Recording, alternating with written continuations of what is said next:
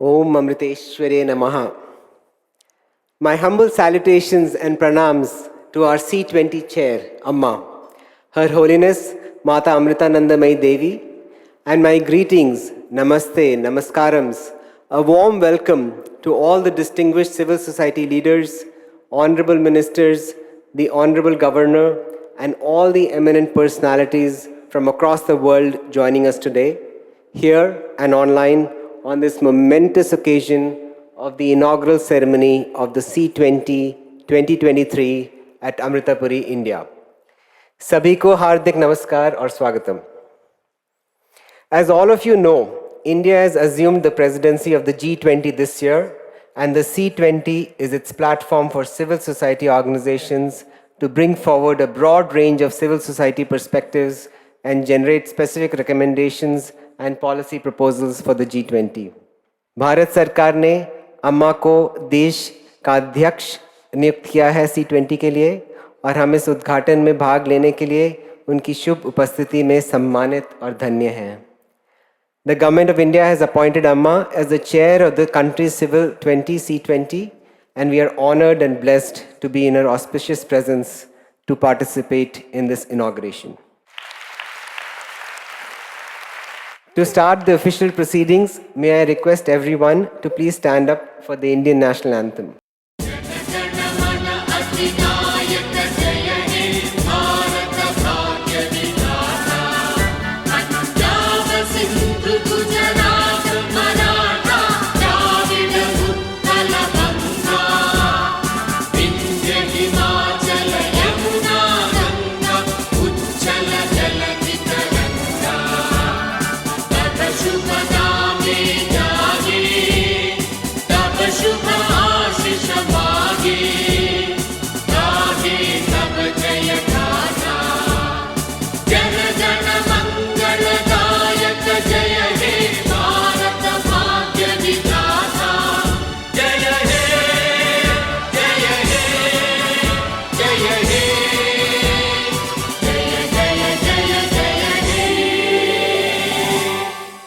Now, on behalf of the C20 Secretariat, the C20 Core Committee, the C20 International Advisory Committee, and the C20 Steering Committee, I would like to request the Honorable Chair, C20, founder of the MA Mutt and Amrita Institutions, world-renowned humanitarian and spiritual leader, Sri Mata Amritanandamayi Devi, Amma, to grace this occasion with the lighting of the lamp, on behalf of all the dignitaries online and offline.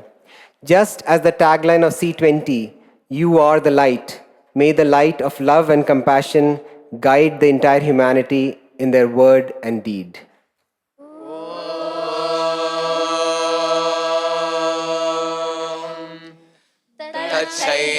तच्छयोरावृणीमहे गातुं यज्ञाय गातुं यज्ञपतये दैवी स्वस्तिरस्तु नः स्वस्तिर्मानुषेभ्यः ऊर्ध्वं जिगातु भेषजम् शन्नो अस्तु द्विपदेः शञ्चतुष्पदे ॐ शान्ति शान्ति शान्ति. I would like to invite Dr. Priya Nair to invoke the Divine's blessings with a prayer.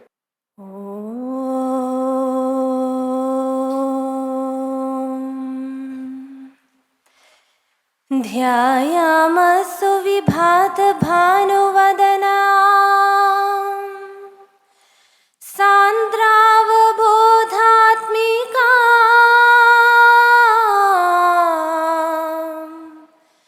तत्त्वज्ञानविभूषितामभयदाम् तच्छब्दविद्योतिकाम् मन्दस्मेरसुभाषितेर्नतिकृताम् सर्वार्तिविध्वंसिकाम् ब्रह्मानन्दपरायणामतुलिताम् अम्बामृताख्यां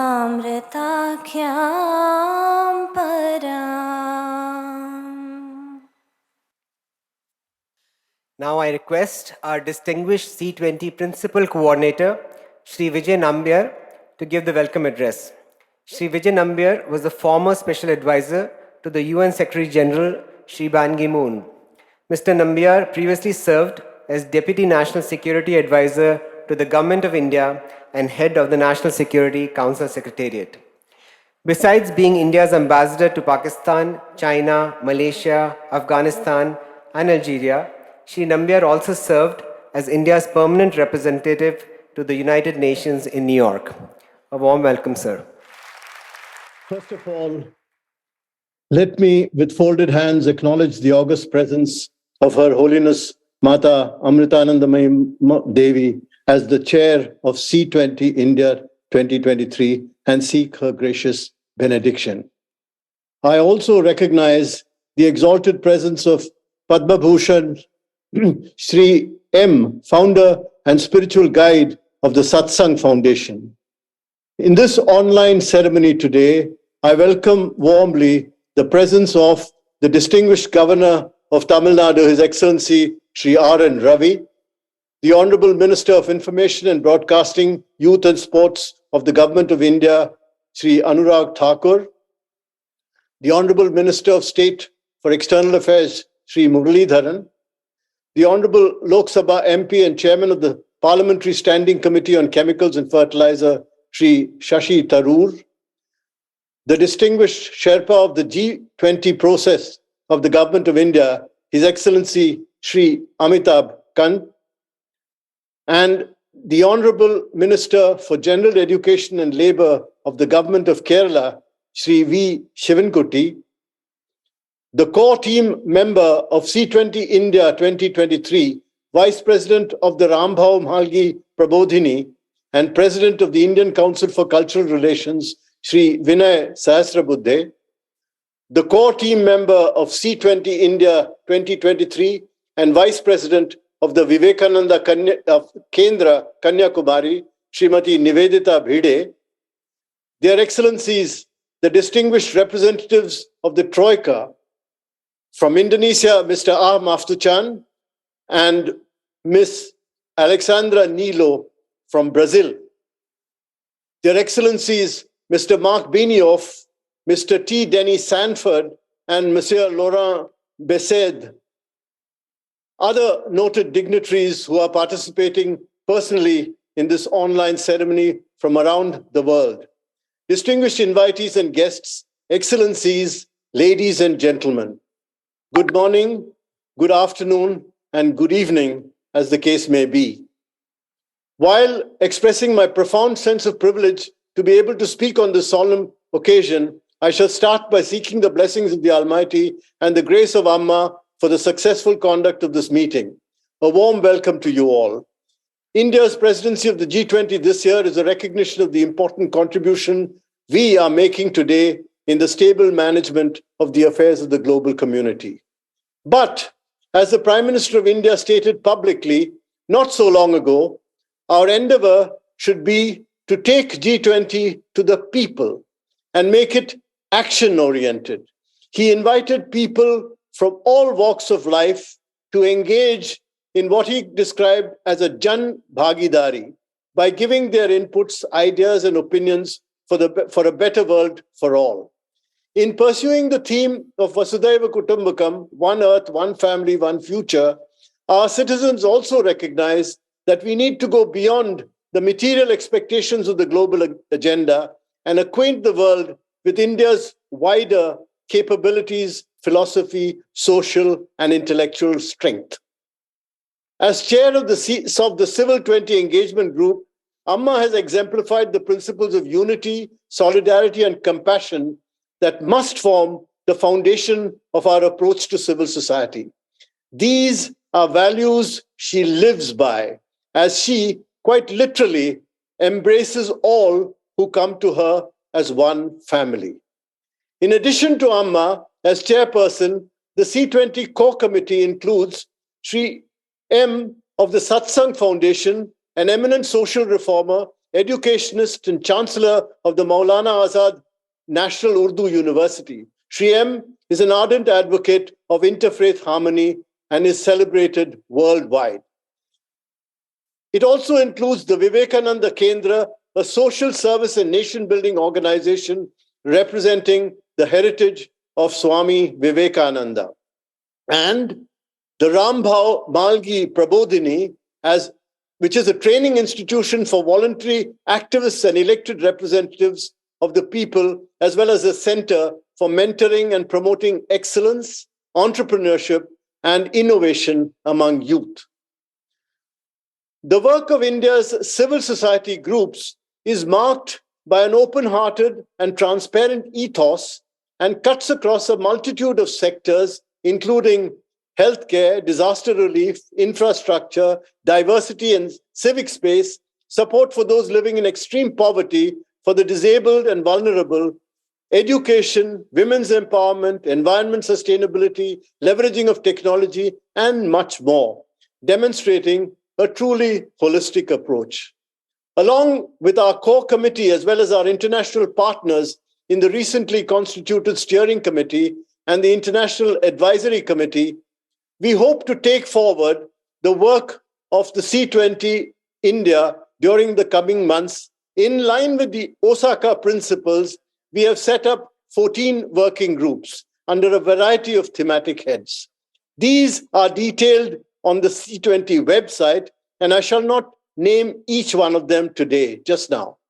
They straddle the areas of holistic health, resilient communities, environment, technology, gender and disability, education and digital transformation, as well as lifestyle for environment, traditional crafts and culture, river rejuvenation, seva and volunteerism, diversity, promotion of civic space, democracy, and participatory governance. Apart from the workshops and conferences on the key themes that will be conducted throughout the year, with inputs and resources provided from across all regions of the world, Civil 20, under India's chairship, will convene two major events during this year. One, an Inception conference in Nagpur, Maharashtra in mid-March, and two, the C20 summit in Jaipur, Rajasthan in end July. We recognize that amidst the natural disasters, pandemics, political conflicts, and ideological polarizations that have afflicted the world during recent years, and the continued prevalence of extreme poverty and discrimination in various parts of the globe, what the common people across the continents urgently crave for today is a message of hope, of comfort and solace, of unity and cooperation to ease their troubled minds. Above all, they crave for some compassion. This is indeed the world's missing SDG. This is also the message that the example of Amma and the other leaders representing C20 India will, I am convinced, inspire during the coming year. And through its work, the C20 will seek to make that message a growing reality. Let me, in conclusion, modestly claim that our C20 logo and tagline says it all. You are the light. As we take up the glowing lamp of selfless service, each one of us will strive to walk confidently forward as champions and exemplars, shining our own light towards a common principle and purpose, a flourishing future of peace, harmony, and cooperation. Thank you, ladies and gentlemen.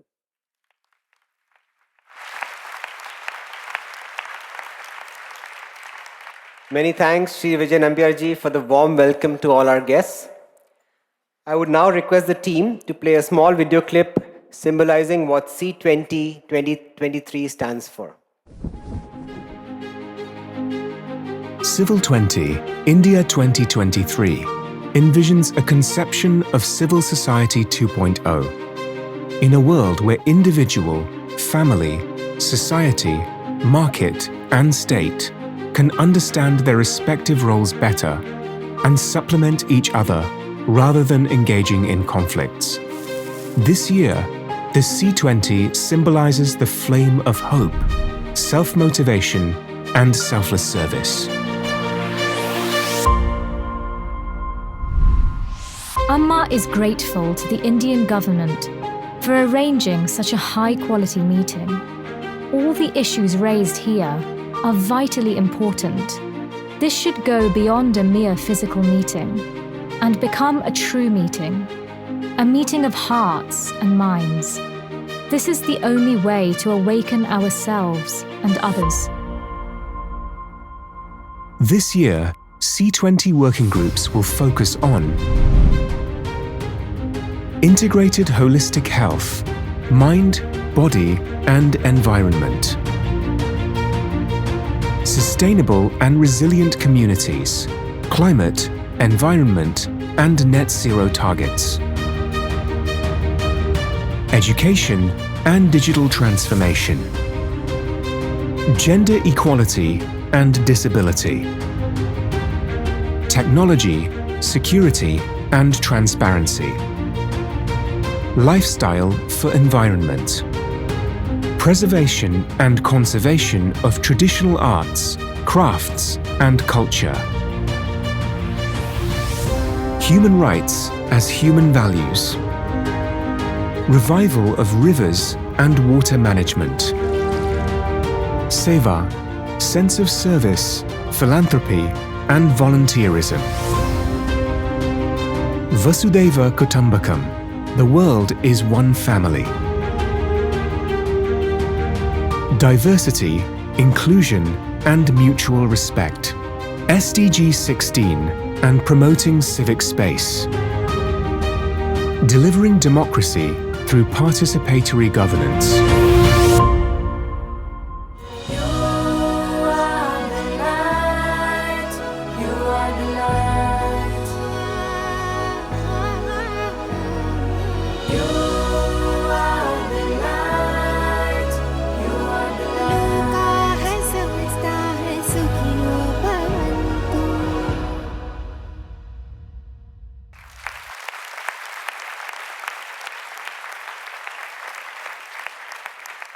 Let me now formally introduce the chair of the C20, world-renowned spiritual leader and humanitarian, Shri Mata Amritanandamayi Devi, Amma.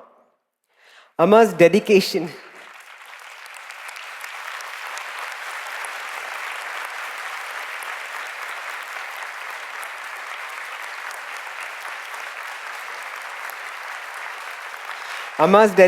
to the upliftment of humankind is rooted in her vision of humanity's essential oneness, that we are not isolated islands, but links of a common chain.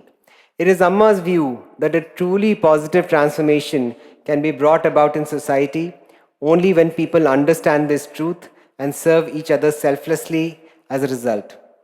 In Amma's own words, we are not isolated islands, we are like links on the same chain of creation. If we wait for others to change, we will wait forever. We should change first, then others will follow our example. Every one of us should try to become a role model. Whether we realize it or not, someone somewhere is looking up to us for inspiration. Amma serves as the chairperson of the Mata Amritanandamayi Mutt, leading its vast array of humanitarian programs, and as Chancellor of the Mutt's multi-campus deemed university, Amrita Vishwavidyapeetham. Amma, we now humbly request you to share your vision for the C20 group with us. പ്രേമസ്വരൂകളും ആത്മസ്വരൂകളായിരിക്കുന്ന എല്ലാവർക്കും നമസ്കാരം. ഇതൊരു ശുഭമുഹൂർത്തമാണ്. ലോകത്തിൻ്റെ മങ്ങുന്ന തേജസ് വീണ്ടെടുക്കാനുള്ള ഒരു ശ്രമത്തിന് നമ്മൾ തുടക്കം കുറിച്ച് കഴിഞ്ഞിരിക്കുന്നു. G20 അധ്യക്ഷത ഭാരതത്തിന് ലഭിച്ച ചരിത്രപ്രധാനമായ അവസരമാണിത്. G20 ഭാഗമായ C20 പ്രവർത്തനങ്ങൾ വിജയകരമാക്കുക എന്ന വലിയ ഉത്തരവാദിത്തമാണ് ഭാരത സർക്കാരും പ്രധാനമന്ത്രി ശ്രീ നരേന്ദ്രമോദിയും നമ്മളെ ഏൽപ്പിച്ചിരിക്കുന്നത്. ഈ സംരംഭത്തോട് അങ്ങേയറ്റം നീതി പുലർത്താൻ നമുക്ക് കഴിയട്ടെ. ഭാരത സർക്കാരിനോടും പ്രധാനമന്ത്രിയോടും ഈ അവസരത്തിൽ അകമഴിഞ്ഞ കൃതജ്ഞത രേഖപ്പെടുത്തുന്നത്. മനുഷ്യ ശരീരവും ഈ പ്രപഞ്ചത്തിലെ മറ്റ് ചരാചരങ്ങളും പഞ്ചഭൂതങ്ങളായ ഭൂമി, ജലം, അഗ്നി, വായു, ആകാശം എന്നിവയിൽ നിന്നും ഉടലെടുത്തതാണ്. പഞ്ചഭൂതങ്ങളുടെ ഉറവിടം പ്രകൃതിയാണ്. അതുകൊണ്ട് പ്രകൃതിയും മനുഷ്യനും ഒന്നാണ്. ഈ സത്യം അനുഭവതലത്തിൽ അറിഞ്ഞതുകൊണ്ടാണ് ഋഷികൾ വസുദൈവ കുടുംബമെന്ന് ഉദ്ഘോഷിച്ചത്. ഈ ഉപനിഷത്ത് വാക്യം G20 ആദർശവാക്യമായി തിരഞ്ഞെടുത്ത് എല്ലാം കൊണ്ടും ഉചിതമായി. പ്രവർത്തന മേഖലകളിൽ അവർ നേരിടുന്ന പ്രശ്നങ്ങൾ പരിഹരിക്കുക, ജനങ്ങളുടെ ഹിതമറിയുക, വിവിധ പ്രവർത്തന മേഖലകളിൽ അവർ നേരിടുന്ന പ്രശ്നങ്ങൾ പഠിക്കുക, അവ ഭാരത സർക്കാരിൻ്റെയും G20 രാഷ്ട്രങ്ങളുടെയും ശ്രദ്ധയിൽപ്പെടുത്തുക, പരിഹാരങ്ങൾ നിർദ്ദേശിക്കുക. ഇതാണ് C20 പ്രധാന ധർമ്മം. മനുഷ്യൻ അവൻ്റെ ലോകജീവിതം സുഗമവും സുഖകരവുമാക്കാൻ പല പരീക്ഷണങ്ങൾ നടത്തുന്നു, പലതരം ശക്തികളെ ആശ്രയിക്കുന്നു. എല്ലാ രാഷ്ട്രങ്ങളും രാഷ്ട്രീയ ശക്തി, സൈനിക ശക്തി, ആയുധശക്തി, സാമ്പത്തിക ശക്തി, ശാസ്ത്ര സാങ്കേതിക ശക്തി എന്നിവ വർദ്ധിപ്പിക്കാനുള്ള കഠിന ശ്രമത്തിലാണ്. ഒരു രാജ്യത്തിൻ്റെ സുരക്ഷയുടെയും വികസനത്തിൻ്റെയും കാഴ്ചപ്പാടിലൂടെ നോക്കുമ്പം ഇവയൊക്കെ ആവശ്യമായിരിക്കാം. പക്ഷേ ഈ ശക്തികൾ വർദ്ധിപ്പിക്കാനുള്ള ശ്രമത്തിനിടയിൽ നമ്മൾ മഹാശക്തിയായ പ്രകൃതിയെ മറന്നുപോകുന്നു. നാം ഈ മഹാപ്രപഞ്ചത്തിൻ്റെ ഭാഗമാണെന്നുള്ള വലിയ സത്യം മറന്നുപോകുന്നു. അത് മനുഷ്യനെ ഓർമ്മിപ്പിക്കാൻ പ്രകൃതി ഒന്നിനു പുറകെ ഒന്നായി ഷോക്ക് ട്രീറ്റ്മെൻറ്റ് നൽകിക്കൊണ്ടിരിക്കുകയാണ്. എന്നിട്ടും നമ്മൾ മറവി രോഗം ബാധിച്ചവരെ പോലെ കഴിയുകയാണ്. മനുഷ്യൻ്റെ ബുദ്ധിശക്തിക്ക് എത്താൻ കഴിയുന്ന ഉയരങ്ങളും നടത്തുവാൻ കഴിയുന്ന പരീക്ഷണങ്ങളും എല്ലാം നടക്കട്ടെ. അതിനോടൊപ്പം ആധ്യാത്മിക ചിന്തയുടെയും ആധ്യാത്മികയിൽ അധിഷ്ഠിതമായ ജീവിത രീതിയുടെയും ശക്തി കൂടി പരീക്ഷിക്കാൻ നമ്മൾ തയ്യാറാകണം എന്നാണ് അമ്മയുടെ അഭിപ്രായം. അതാണ് പ്രകൃതിയും പ്രപഞ്ചവും നൽകുന്ന സൂചനകളിൽ നിന്നും മനസ്സിലാക്കേണ്ടത്. ആ വിധത്തിൽ പ്രവർത്തിച്ചാൽ മാത്രമേ വസുദൈവ കുടുംബകം എന്ന വചനത്തിൻ്റെ അർത്ഥം കുറച്ചെങ്കിലും സഫലീകരിക്കാൻ നമുക്ക് കഴിയും. എല്ലാം ഉണ്ട് എന്നാൽ ഒന്നുമില്ല എന്നതാണ് മനുഷ്യൻ്റെ ഇന്നത്തെ അവസ്ഥ. ഒരു കാര്യം വളരെ വ്യക്തമാണ്, മനുഷ്യൻ പ്രകൃതിയുമായി അകലും തോറും അവൻ്റെ പ്രശ്നങ്ങൾ വർദ്ധിക്കും. ഈശ്വരൻ്റെ മുഖമാണ് പ്രകൃതി. പ്രകൃതി മനുഷ്യൻ്റെ അജ്ഞാനവർത്തിയാണ്, അത് നിർജ്ജീവമാണ്, അതുകൊണ്ട് എന്ത് വേണമെങ്കിലും ആകാം എന്നൊക്കെയുള്ള മിഥ്യാധാരണ മനുഷ്യർക്കുണ്ട്. പ്രകൃതി ഒരു ശരീരമാണ്, അത് ഏകമാണ്. ഒരു ശരീരത്തിലെ അവയവങ്ങളെല്ലാം അഭേദ്യമായിരിക്കുന്നത് പോലെ പ്രകൃതിയിലെ ജീവനുള്ളതും ഇല്ലാത്തതുമായ സകലതും അന്യോന്യം ബന്ധപ്പെട്ടിരിക്കുന്നു. അവയെല്ലാം പ്രകൃതിയുടെ അവയവങ്ങളാണ്. അതുകൊണ്ട് പ്രകൃതി സംരക്ഷണവും പരിപാലനവും മാറ്റി നിർത്തിക്കൊണ്ട് സുസ്ഥിര വികസനം സാധ്യമല്ല. അങ്ങനെ ഒരു വികസനം പ്രായോഗികമാക്കാൻ കുറേ കോൺഫറൻസുകളും ചർച്ചകളും സംവാദങ്ങളും നടത്തിയതുകൊണ്ടോ നിയമനിർമ്മാണം നടത്തിയതുകൊണ്ടോ മാത്രം സാധിക്കില്ല. അതിന് മനുഷ്യൻ്റെ മനോഭാവം മാറണം. മനസ്ഥിതി മാറ്റിയാൽ പരിസ്ഥിതി നമുക്ക് മാറ്റിയെടുക്കാം. ഭൂമിയും ജലവും അഗ്നിയും വായുവും ആകാശവും ഇല്ലാതെ മനുഷ്യൻ എങ്ങനെ ജീവിക്കും? ഈ 5 ഘടകങ്ങളാണ് മനുഷ്യ ശരീരത്തിൻ്റെ അടിത്തറ. അവ പ്രകൃതി നമ്മുടെ അകത്തും പുറത്തുമുണ്ട്. നമ്മളെല്ലാം ഭൂമിയിൽ ജീവിക്കുമ്പോൾ സഹജീവികളെയും പ്രകൃതിയെയും അവഗണിക്കുന്നു. സ്വന്തം സ്വാർത്ഥ താല്പര്യങ്ങളും അത്യാഗ്രഹങ്ങളും സബലീകരിക്കാൻ വേണ്ടി മാത്രം പ്രയത്നിക്കുന്നു. അതേസമയം സ്വർഗം തരണേ എന്ന് ഈശ്വരോട് പ്രാർത്ഥിക്കുകയും ചെയ്യും. ഇതെന്തൊരു വിരോധാഭാസമാണ്. 21-ാം നൂറ്റാണ്ടിൻ്റെ ഏതാണ്ട് കാൽഭാഗം പിന്നിടുന്ന ഈ സന്ദർഭത്തിൽ എന്താണ് നമ്മുടെ ലോകത്തിൻ്റെ അവസ്ഥ? കണ്ണുകളടച്ച് ലോകത്തിൻ്റെ ഭൂപടം എവിടെയെങ്കിലും തൊടുക. കണ്ണു തുറന്ന് അത് ഭൂമിയുടെ ഏത് പ്രദേശമാണ്, ഇത് രാജ്യമാണെന്ന് നോക്കുക. അതെവിടെയാണെങ്കിലും അവിടെ ശാന്തമാണോ സംഘർഷരഹിതമാണോ? അവിടെ മനുഷ്യന് വിശപ്പും ദാഹവും അടക്കാനുള്ള ശുദ്ധജലവും ഭക്ഷണവും കിട്ടുന്നുണ്ടോ? അവന് കിടക്കാൻ തലയ്ക്ക് മുകളിൽ ഒരു മേൽക്കൂരയുണ്ടോ? ധരിക്കാൻ വസ്ത്രമുണ്ടോ? വൈദ്യ ചികിത്സ സമയത്തിന് കിട്ടുന്നുണ്ടോ? സ്ത്രീകളും കുട്ടികളും സുരക്ഷിതരാണോ? ഈ ചോദ്യങ്ങളുടെ ഉത്തരം അമ്മ പറയാതെ തന്നെ എല്ലാവർക്കും അറിയുന്നതാണ്. പണക്കാർ സ്വന്തം ബംഗ്ലാവിൽ ആഡംബരങ്ങളുടെ നടുവിൽ നിന്ന് കരയുമ്പോൾ പാവപ്പെട്ടവൻ ചോരുന്ന ഒടിഞ്ഞ കസേരയിൽ നിന്ന് കരയും എന്ന വ്യത്യാസമേ ഉള്ളൂ. നിരവധി സംഘടനകളും വ്യക്തികളും പരിഹാരങ്ങൾ കാണാൻ ശ്രമിക്കുകയും ജീവകാരുണ്യ പ്രവർത്തനങ്ങൾ നടത്തുകയും ചെയ്യുന്നുണ്ട്. പക്ഷെ അവയെല്ലാം കടലിൽ വീഴുന്ന തുള്ളികൾ പോലെ മാത്രമേ ആകുന്നുള്ളൂ. ഈ വെള്ളത്തുള്ളികൾ മരുഭൂമി വീണാൽ അതുകൊണ്ട് ഉപകാരമുണ്ട്. എന്നുവെച്ചാൽ തലം മനസ്സിലാക്കി നമ്മൾ പ്രയോഗിക്കുകയാണെങ്കിൽ അത് തീർച്ചയായിട്ടും അവരിൽ ഉണർവും സന്തോഷവും സമാധാനവും ആരോഗ്യവും എല്ലാം കൊണ്ടുവരാൻ സാധിക്കും. അമ്മ ജനങ്ങളുടെ തലം മനസ്സിലാക്കി പോകണമെന്ന് പറയാൻ കാരണം 108 ഗ്രാമങ്ങൾ നമ്മൾ ദത്തെടുത്ത് തന്നിട്ട് ഓരോ ഗ്രാമങ്ങളിലും മക്കൾ പോയപ്പം ഒരു ഗ്രാമത്തിൽ ചെന്നപ്പോൾ അവർ ആത്മഹത്യ എല്ലാവരും കൂടി ഇരിക്കുകയാണ് ആ ഗ്രാമത്തിൽ. എന്താ ചോദിച്ചപ്പോൾ അവർ കൃഷിയെല്ലാം നഷ്ടം വന്നു, പലിശയ്ക്കെടുത്ത് പലിശയുടെ പൈസ കൊടുക്കാനില്ല, ഇനി മരണം മാത്രമേ മുന്നിലുള്ളൂ. 5 വർഷം അവർക്ക് നഷ്ടത്തിലായിരുന്നു കൃഷി. നമ്മുടെ കുഞ്ഞുങ്ങൾ അവിടെ നിന്നിട്ട് അവരവിടെ നിന്നാണ് വളം മേടിക്കുന്നത്. അവർ നോക്കിയപ്പോൾ അവർ വലിയ വില കൊടുത്ത വളം മേടിച്ചത്. അപ്പോൾ അവരെ പറ്റിക്കുകയായിരുന്നു.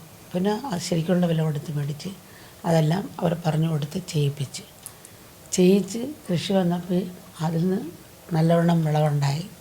അപ്പോൾ ഈ 5 വർഷത്തെ കടവ് അവർക്ക് തീർക്കാൻ സാധിച്ച് ആ വർഷത്തേക്കുള്ള ചിലവിനും കിട്ടി. എന്നിട്ട് ആ ഭക്തർ ആൾക്കാർ അരി നെല്ലും കൊണ്ട് അമ്മ എടുത്ത് വന്ന് ചിരിച്ചുകൊണ്ട് ശരീരവും മാനസികമായിട്ട് അവരെ ഉയർത്താൻ നമുക്ക് സാധിച്ചു. അപ്പോൾ ആ അവയർനെസ് നമ്മൾ കൊടുക്കണം. ആശ്രമത്തിൻ്റെ സ്ഥാപനങ്ങളിൽ തന്നെ 1.5 ലക്ഷം കുഞ്ഞുങ്ങൾ കൂടുതൽ പഠിക്കുന്നുണ്ട്. അവരുടെയും തലങ്ങൾ മനസ്സിലാക്കാൻ നമുക്ക് സാധിച്ചിട്ടുണ്ട്. കുറച്ചെങ്കിലും 100 കണക്കിന് സംഭവങ്ങൾ ഈ ഒരു വർഷം കൊണ്ട് നമ്മൾ കണ്ടുകൊണ്ടിരിക്കുകയാണ്.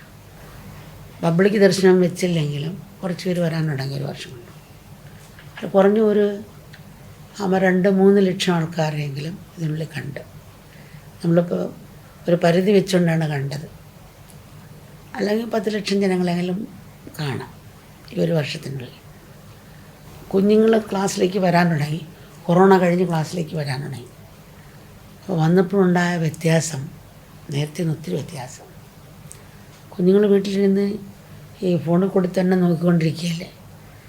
അപ്പോൾ അതിൽ തന്നെ ഫോക്കസ് ചെയ്തിട്ട് എൻ്റെ അടുത്ത് അച്ഛനും അമ്മയും വന്ന് പറയുകയാണ്, കുഞ്ഞിന് മാനസിക രോഗമായി, കുഞ്ഞുറങ്ങുന്നില്ല, പഠിക്കാൻ പോകാൻ മനസ്സില്ല, മാനസിക രോഗമായി. അച്ഛനമ്മയും പൊട്ടി കരയാണ്, പഠിക്കാൻ രസമില്ല. പിന്നെ ലഹരി വരുത്തി, ഫോണിൽ കൂടി തന്നെ വരുത്തി വീട്ടിൽ നിന്ന് കഴിക്കുക. അങ്ങനെ കുറച്ച് ലഹരിക്ക് അടിമയായി. കുറച്ച് പേര് ഫോൺ തന്നെ വെച്ചുകൊണ്ടിരിക്കുക. കൂടി ഫോൺ മേടിച്ചു കൊടുക്കണം, അതിന് ബഹളമായിട്ട്. അങ്ങനെ കുറേ അമ്മയുടെ പരാതി. ഒരു 40% കുട്ടികളെങ്കിലും അമ്മ എടുത്ത് വന്നിരുന്നു. അമ്മ കണ്ടു അച്ഛനമ്മമാരുടെ ദുഃഖങ്ങൾ, കുഞ്ഞുങ്ങളുടെ വ്യത്യാസങ്ങൾ. അവർക്ക് മനസ്സ് വളരെ ദുർബലമായി. അപ്പോൾ ജീവിതം സിമെൻ്റെല്ലാ കെട്ടിയ ഗോപുരം പോലായി. കാറ്റടിച്ച ഒറ്റ വീഴ്ച. വേറെ കഴിവുകളുണ്ട്, പക്ഷെ മനഃശക്തി നഷ്ടപ്പെട്ടു. ആത്മഹത്യ, കുറേ കുഞ്ഞുങ്ങളും ആത്മഹത്യ ചെയ്ത്, ആത്മഹത്യ പ്രേരണ, കൈമുറിക്കുക, അതമ്മ കാണാനിടയായി. പിന്നെ കുറച്ച് പ്രൊഫസർമാർ വന്നാലും ചില പ്രൊഫസർമാരും മക്കൾ പറയണം എടുത്ത് അമ്മേ. ഇപ്പോൾ കുഞ്ഞുങ്ങൾ കൊറോണ കഴിഞ്ഞ് തിരിച്ചു വന്ന ശേഷം കുഞ്ഞുങ്ങളുടെ ക്ലാസ് കഴിഞ്ഞ് കുഞ്ഞുങ്ങളെ ഇറക്കി വിട്ടിട്ട് പ്രൊഫസർമാരും പറയായി. കുഞ്ഞുങ്ങളിറങ്ങി നേരെ അവിടെ ഒരു വൃക്ഷച്ചുവട്ടിരുന്ന് കാലും വെച്ച് ഫോൺ നോക്കിയിരിക്കുകയാണ്. ഇറങ്ങാൻ കാത്തിരിക്കുകയാണ്, ഫോണും നോക്കിയിരിക്കുകയാണ്. ഈ പ്രൊഫസർമാർ അവിടെ നിന്നുകൊണ്ട് അടുത്ത് നിന്ന് മറ്റു പ്രൊഫസർമാരോട് സംസാരിക്കുന്നു. അവരെ നോക്കുന്നേയില്ല, ഒരു ബഹുമാനം കാണിക്കുന്നില്ല.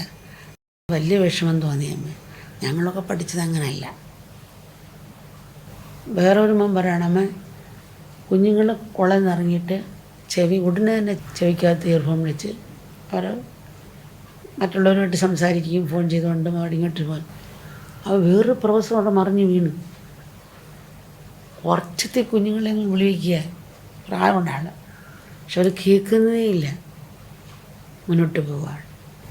പ്രൊഫസറും കുഞ്ഞുങ്ങളും കൊണ്ടുള്ള ഫീലിംഗ് പറഞ്ഞു. യന്ത്രം നോക്കിയിരുന്ന് അവരും യന്ത്രമായി തീർന്നു. ഫീലിങ്ങുകൾ കുറഞ്ഞുകൊണ്ട് വരുന്നു. കുഞ്ഞുങ്ങളുള്ള കാരുണ്യം നഷ്ടപ്പെടുന്നു. പിന്നെ പ്രൊഫസറോട് ഒരു ബഹുമാനം കാണിക്കുന്നില്ല. ആ നന്ദി തന്നെ വിദ്യ അഭ്യസിച്ചെന്നൊരു നന്ദിയുണ്ട്, പണ്ടൊക്കെ അങ്ങനെ ഉണ്ട്, അതും നഷ്ടപ്പെടുന്നു ഇന്നത്തെ സമൂഹത്തിൽ. മറ്റുള്ള വേദന ദുഃഖം മനസ്സിലാക്കാനുള്ള മനസ്സ് നമുക്ക് വരുന്നില്ല എന്നുള്ളതാണ് എൻ്റെ തത്വം. ഇതേ രീതിയിലാണ് സമൂഹം മുന്നോട്ട് നീങ്ങുന്നതെങ്കിൽ റോഡിൽ വണ്ടി ഓടിക്കുമ്പോൾ നിയമം പാലിക്കാതെ വണ്ടി ഓടിക്കുന്ന പോലെയാണ്. എല്ലാം ഇടിച്ചിടിച്ച് കുട്ടിടിച്ച് മരിക്കത്തേ ഉള്ളൂ എന്ന് വെച്ചാൽ കാരണത്തിലാണ് പ്രപഞ്ചത്തിൽ നിലനിൽപ്പ് പോലും. അത് നഷ്ടപ്പെട്ട പിന്നെ എല്ലാം നഷ്ടപ്പെട്ടു. നമ്മളിന്ന് നമ്മുടെ അകലെ. പിന്നെ ടെൻഷൻ വരുമ്പോൾ ലഹരിക്കും. ഈ ഈശ്വര ശാന്തിക്ക് ഈശ്വര വേണ്ട. ആധ്യാത്മ്യം എന്ന് പറയുന്നത് നമ്മുടെ മനസ്സിനെ സാഹചര്യങ്ങളെ ഏത് നിലയ്ക്ക് നിർത്തണമെന്നുള്ള പഠിപ്പിക്കുന്ന തത്വമാണ് ഗീതയൊക്കെ.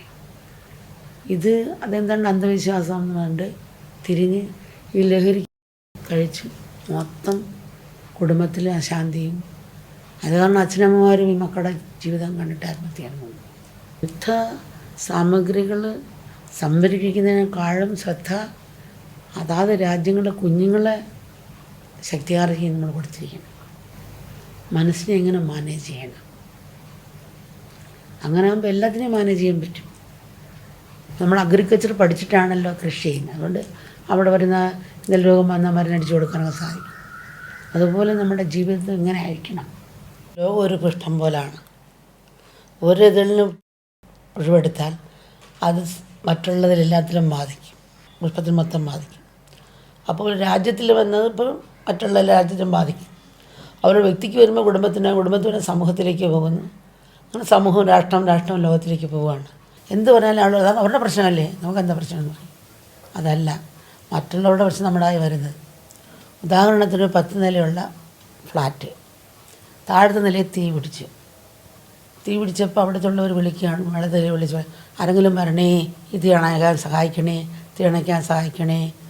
ഉടനെ മേളിൽ താമസിക്കണേ, നിങ്ങളുടെ നിലയിൽ നിങ്ങളുടെ പ്രശ്നം എന്ന് പറഞ്ഞുകൊണ്ടിരുന്നാൽ എങ്ങനെയായിരിക്കും പറയാൻ?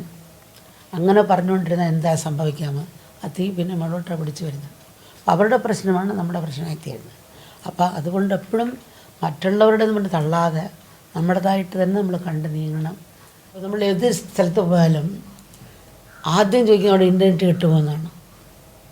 ആ സ്ഥലത്ത് ഇൻ്റർനെറ്റ് കിട്ടുമോ, ആ വീട്ടിൽ പോയി ഇൻ്റർനെറ്റ് കിട്ടുമോ, അല്ല ഹോട്ടലിൽ ഇൻ്റർനെറ്റ് കിട്ടുമോ സൗകര്യം. കിട്ടിയില്ലെങ്കിൽ എന്തോ ഒരു ഉറക്കമില്ലാതെ കരയ്ക്ക് കിടക്കുന്ന മത്സ്യം വരെ പടയ്ക്കുന്നതാണ്. ആധ്യാത്മം എന്ന് പറയുമ്പോൾ ഇൻ്റർനെറ്റാണ്. അതിൻ്റെ കണക്ഷൻ ശരിയായാൽ ഏത് സാഹചര്യത്തിലും ഈ ഒരു വെപ്രാളവും ടെൻഷനും ഉണ്ടാകത്തില്ല.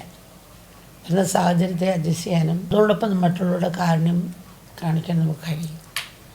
അപ്പം അതാണ് നമ്മൾ ആത്മീയത എന്ന് പറയുന്നത്. ലോകജനതയുടെ പൊതുവായ മനോഭാവത്തെക്കുറിച്ച് ചിലർ ഒരു പഠനം നടത്തിയുണ്ടായി. ഒരേ ഒരു ചോദ്യം മാത്രമാണ് എല്ലാ രാജ്യങ്ങളുടെയും ജനങ്ങളോട് ചോദിച്ചത്.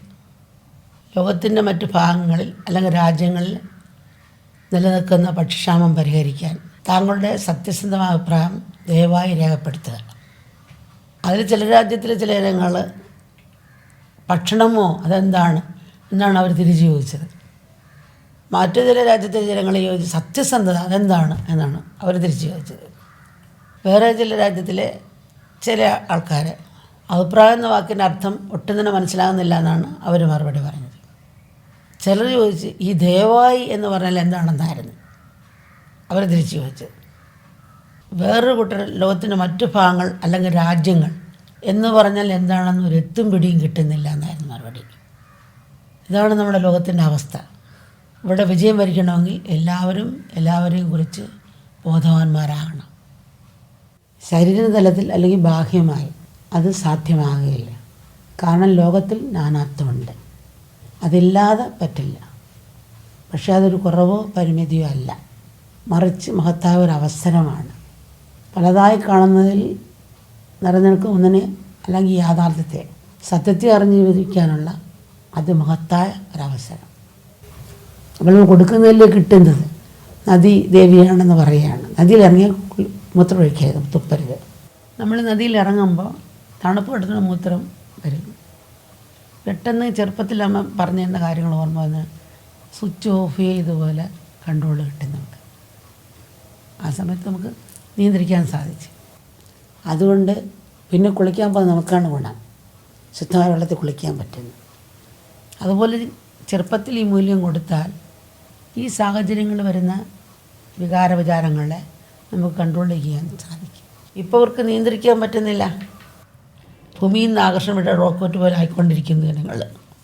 അപ്പം അതുകൊണ്ട് അവർ ശരിക്ക് ആ മൂല്യം നമ്മൾ എങ്ങനെയെങ്കിലും കുഞ്ഞുങ്ങളിൽ കൊടുക്കണം, വളർത്തിയെടുക്കാൻ നോക്കണം. പ്രകൃതിയുടെ അനുഗ്രഹവും പ്രകൃതിയുമായുള്ള ബന്ധവും ഇല്ലാതെ സമഗ്രമായ ആരോഗ്യപരിപാലനം സാധ്യമല്ല. സമഗ്രമായ ആരോഗ്യപരിപാലനം, ലിംഗസമത്വം, സാങ്കേതിക ശാസ്ത്രം ഇവയൊക്കെ C20യുടെ പ്രവർത്തന പദ്ധതിയിലുണ്ടെന്ന് അമ്മ മനസ്സിലാക്കുന്നു. ഇത് പൊതുവെ മനുഷ്യൻ്റെ ആരോഗ്യത്തെക്കുറിച്ചുള്ള പലരുടെയും സങ്കല്പം ശരീരത്തിൻ്റെ തലത്തിൽ മാത്രം ഒതുങ്ങുന്നു. മനുഷ്യൻ്റെ നിലനിൽപ്പ് ശരീരത്തിൽ മാത്രം ഒതുങ്ങുന്നില്ല. മനസ്സിൻ്റെയും ബുദ്ധിയുടെയും വികാരങ്ങളുടെയും ആരോഗ്യവും പരമപ്രധാനമാണ്. അതിലുപരി സകലരും ചൈതന്യം പകരുന്ന ഏകമായ ആത്മശക്തി അംഗീകരിക്കുകയും വേണം. ഇവയെല്ലാം തുല്യമായി പരിഗണിച്ച് പരിപാലിക്കുമ്പോഴാണ് ആരോഗ്യ സംരക്ഷണത്തിൻ്റെ അർത്ഥം പൂർണ്ണമാകുന്നത്. ആധുനിക വൈദ്യശാസ്ത്രത്തിനും ചികിത്സാ സമ്പ്രദായങ്ങൾക്കും തീർച്ചയായും അതിൻ്റെതായ സ്ഥാനവും പ്രാധാന്യമുണ്ട്. പക്ഷെ രോഗം വരുമ്പോൾ മാത്രം ചികിത്സ തേടുന്നതിലല്ല ശരിയായ ആരോഗ്യ സംരക്ഷണം. യഥാർത്ഥത്തിൽ പ്രകൃതിയാണ് നമ്മുടെ ഉറ്റ മിത്രം. കാരണം നമ്മൾ പ്രകൃതി തന്നെയാണ്. അതുകൊണ്ട് ആരോഗ്യ സംരക്ഷണം പൂർണ്ണമാകുവാൻ പ്രകൃതിയുമായി സുരചേർന്ന് നീങ്ങേണ്ടത് ഏറ്റവും പ്രധാനമാണ്. ഇപ്പോൾ നമ്മൾ തന്നെ ആളുകൾ വേസ്റ്റ് ഇടുന്നിടത്ത് മണ്ണെടുത്ത് നോക്കി മൊത്തം പോയിസണായിരുന്നു. അവിടെ വൃക്ഷം നട്ട് വളർത്തി. അതൊരു 3 വർഷം കഴിഞ്ഞപ്പോൾ ആ മണ്ണെടുത്ത് റിസർച്ച് ചെയ്തപ്പോൾ വിഷമേ ഇല്ല. ആ വേരെത്ര വിഷം പിടിച്ചെടുത്തു. ഇലകൾ നമ്മൾ കാർബൺ എത്ര എടുത്ത് നമുക്ക് നല്ല ശുദ്ധവായു തരുന്നു. വൃക്ഷത്തെ ഈശ്വരനെപ്പോലെ ആരാധിച്ചിരുന്ന പഴയ ആൾക്കാർ. നമ്മളൊക്കെ ഒരു വൃക്ഷം വെട്ടുമ്പം പൂജിച്ച് മാപ്പി വെച്ചിട്ട് വെട്ടിയിട്ടുള്ളത്. അങ്ങനെ ഓരോ ജീവജാലങ്ങളെയും അന്ന് നമ്മൾ ആരാധിച്ചത് തന്നതിനുള്ള നന്ദി കാണിച്ചതാണ്. അപ്പം നമ്മളതൊരു പ്രാകൃതമല്ലാത്ത പ്രായോഗികമായിരുന്നു. അവിടത്തേക്ക് നമ്മൾ തിരിച്ച് കുറച്ചെങ്കിലും പോയേ പറ്റുള്ളൂ. പണ്ട് നമ്മൾ ഗ്രാമത്തിൽ എൻ്റെ കുഞ്ഞിൽ 60 വർഷം മുമ്പ് കൈക്കൊരു മുറിവെല്ലാം പറ്റിയാൽ നമ്മൾ ചാണകം എടുത്ത് വെച്ചാൽ മുറിവ് പൊറുക്കും. ഇന്നത്തെ പശുക്കളുടെ ചാണകം തട്ടിയ സെപ്റ്റിക്കാവും. അന്ന് ഔഷധമായ ചാണകം ഇന്ന് പോയിസണായി. എന്താണ്? പണ്ട് പശുക്ക് പ്രകൃതിദത്തമായ ഭക്ഷണം കൊടുത്താണ് നീങ്ങിയത്. അന്ന് ഈ വിഷവെള്ളമൊന്നും നെല്ല് ചേർക്കില്ല. ഇപ്പോൾ വിഷവെള്ളം ചേർത്ത കച്ചിയാണ് പശു തിന്നുന്നത്. പിന്നെ എല്ലുപൊടി, കെമിക്കൽ ചേർത്ത എല്ലുപൊടി അങ്ങനെ തിന്നുന്നത്. അപ്പോൾ അതിൽ നിന്നുണ്ടാകുന്ന പാലിനും അത്ര കണ്ട് ഗുണമില്ല. അത് നമുക്ക് വിശപ്പടക്കാൻ സാധിച്ചു. പക്ഷേ നമ്മുടെ ഇമ്മ്യൂണിറ്റിയും പോഷകാംശം കുറഞ്ഞു. കൂടുതൽ പാല് കിട്ടി, അത്ര അസുഖം കിട്ടി. സയൻസ് 5% വിഷവെള്ളം ചേർക്കാൻ പറഞ്ഞെങ്കിൽ അത് 25% വിഷവെള്ളം ചേർക്കുകയാണ് ലാഭത്തിന് വേണ്ടി.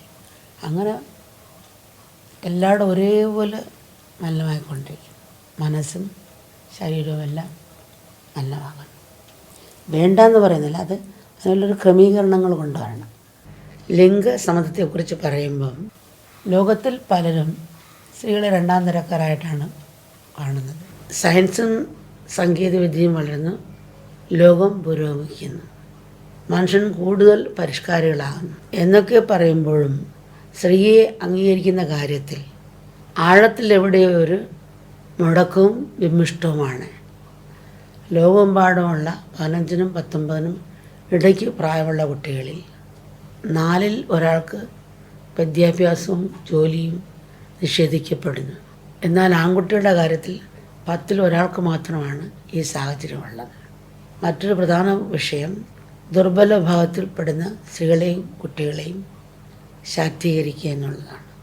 അവരെ കൈപിടിച്ചുയർത്തുന്നത് നമ്മളൊരു യജ്ഞമായി എടുക്കണം. അവരിൽ ഉറങ്ങിടക്കുന്ന കഴിവുകളെ അവരുടെ സ്വന്തം ഉന്നമനത്തിനും സമൂഹത്തിൻ്റെ വളർച്ചയ്ക്കും ഉപയോഗിക്കാതെ നഷ്ടമാക്കരുത്. ആശ്രമം തന്നെ എത്രയോ വർഷങ്ങൾക്ക് മുമ്പ് ഏതാണ്ട് 25 സ്റ്റേറ്റുകൾ 108 ഗ്രാമങ്ങളാണ് അമ്മ ആദ്യം എടുക്കാൻ പറഞ്ഞു. അതിൽ ഓരോ സ്ഥലത്തും പഠിപ്പിക്കാൻ പോയ സമയത്ത് ചില ആണുങ്ങൾ ഗ്രാമത്തിലുള്ളവർ ഞങ്ങളുടെ പെണ്ണുങ്ങൾ ജോലി എടുത്തുകൊണ്ട് ഞങ്ങൾക്ക് ജീവിക്കേണ്ട, പുറത്ത് ജോലിക്ക് വിടത്തില്ല പറഞ്ഞു. ജോലി എടുത്തവർക്ക് അഹങ്കാരം വരും. ഇങ്ങനെയാണ് എല്ലാ അമ്മക്കളുടെ പല അമ്മക്കളുടെ ഭൂരിപക്ഷം അമ്മക്കളുടെ ചിന്ത അങ്ങനെയാണ് കാണുന്നത്. അവർ നേരത്തെ കണ്ടത് വെച്ചാണ് അവർക്ക് ഈ ഒരു കണ്ടീഷൻ കിടക്കുന്നത്. അവർ തെറ്റായിട്ടമ്മ പറയുന്നില്ല. നമ്മളെന്ത് ചെയ്തു? അവരെ പുറത്തേക്ക് വിടുന്നില്ലെന്നല്ലേ പറയാം. അകത്ത് ചെയ്യുന്ന ജോലികൾ നമ്മൾ പഠിപ്പിച്ചു കൊടുത്തു. അപ്പോൾ അവർ ജോലി ചെയ്ത് തന്നെ പൈസ ഉണ്ടാക്കി. ചിലയിടത്ത് പിന്നെയും ഭയങ്കര കർശനമായിരുന്നു. ആയിരക്കണക്കിന് സംഭവങ്ങളുണ്ട് അങ്ങനെ നമ്മളവിടെ നിന്ന് പഠിച്ചിരിക്കുന്നവരുടെ. സ്ത്രീകളെ പിന്തള്ളുമ്പം മൊത്തം ജനസംഖ്യയുടെ 50% കർമ്മശേഷിയും സമൂഹത്തിനുള്ള സംഭാവനയാണ് ലോകത്തിന് നഷ്ടമാകുന്നത്. സ്ത്രീകൾ മുന്നോട്ട് വരുമ്പം പുരുഷന്മാർ മാറിക്കൊടുക്കുക, വഴി ഒരുക്കി കൊടുക്കുക. അവർ വൺ വേ ആകരുത്, ഹൈവേ ആകണം. അപ്പോൾ സ്ത്രീകളും കൈക്ക് മസിൽ വയ്ക്കാൻ മത്സരിക്കാതെ ഇവിടെ ഹൃദയത്തിൽ സ്വയം തൻ്റെ ഹൃദയത്തിൽ ആ മസിൽ വയ്ക്കണം. വരുന്നതിനെ സ്വീകരിക്കാനും ആത്മവിശ്വാസമിടാൻ മുന്നോട്ട് പോകാനും അവരൊരുങ്ങണം. അവരതിന് സാഹചര്യങ്ങൾ നമ്മൾ സൃഷ്ടിച്ചു കൊടുക്കണം. അല്ലെങ്കിൽ സമൂഹത്തിൽ വലിയൊരു നഷ്ടമായിരിക്കും. നമ്മൾ കോടിക്കണക്കിന് ജനങ്ങളെ കണ്ടിട്ടുണ്ട്. എന്നാലും നമ്മുടെ കോളേജിൽ പോലും കുഞ്ഞുങ്ങൾ ഡിഗ്രി എടുത്തു കഴിഞ്ഞാൽ കല്യാണം കഴിക്കണമെന്ന് അച്ഛനന്മാർ പാഠം വയ്ക്കും.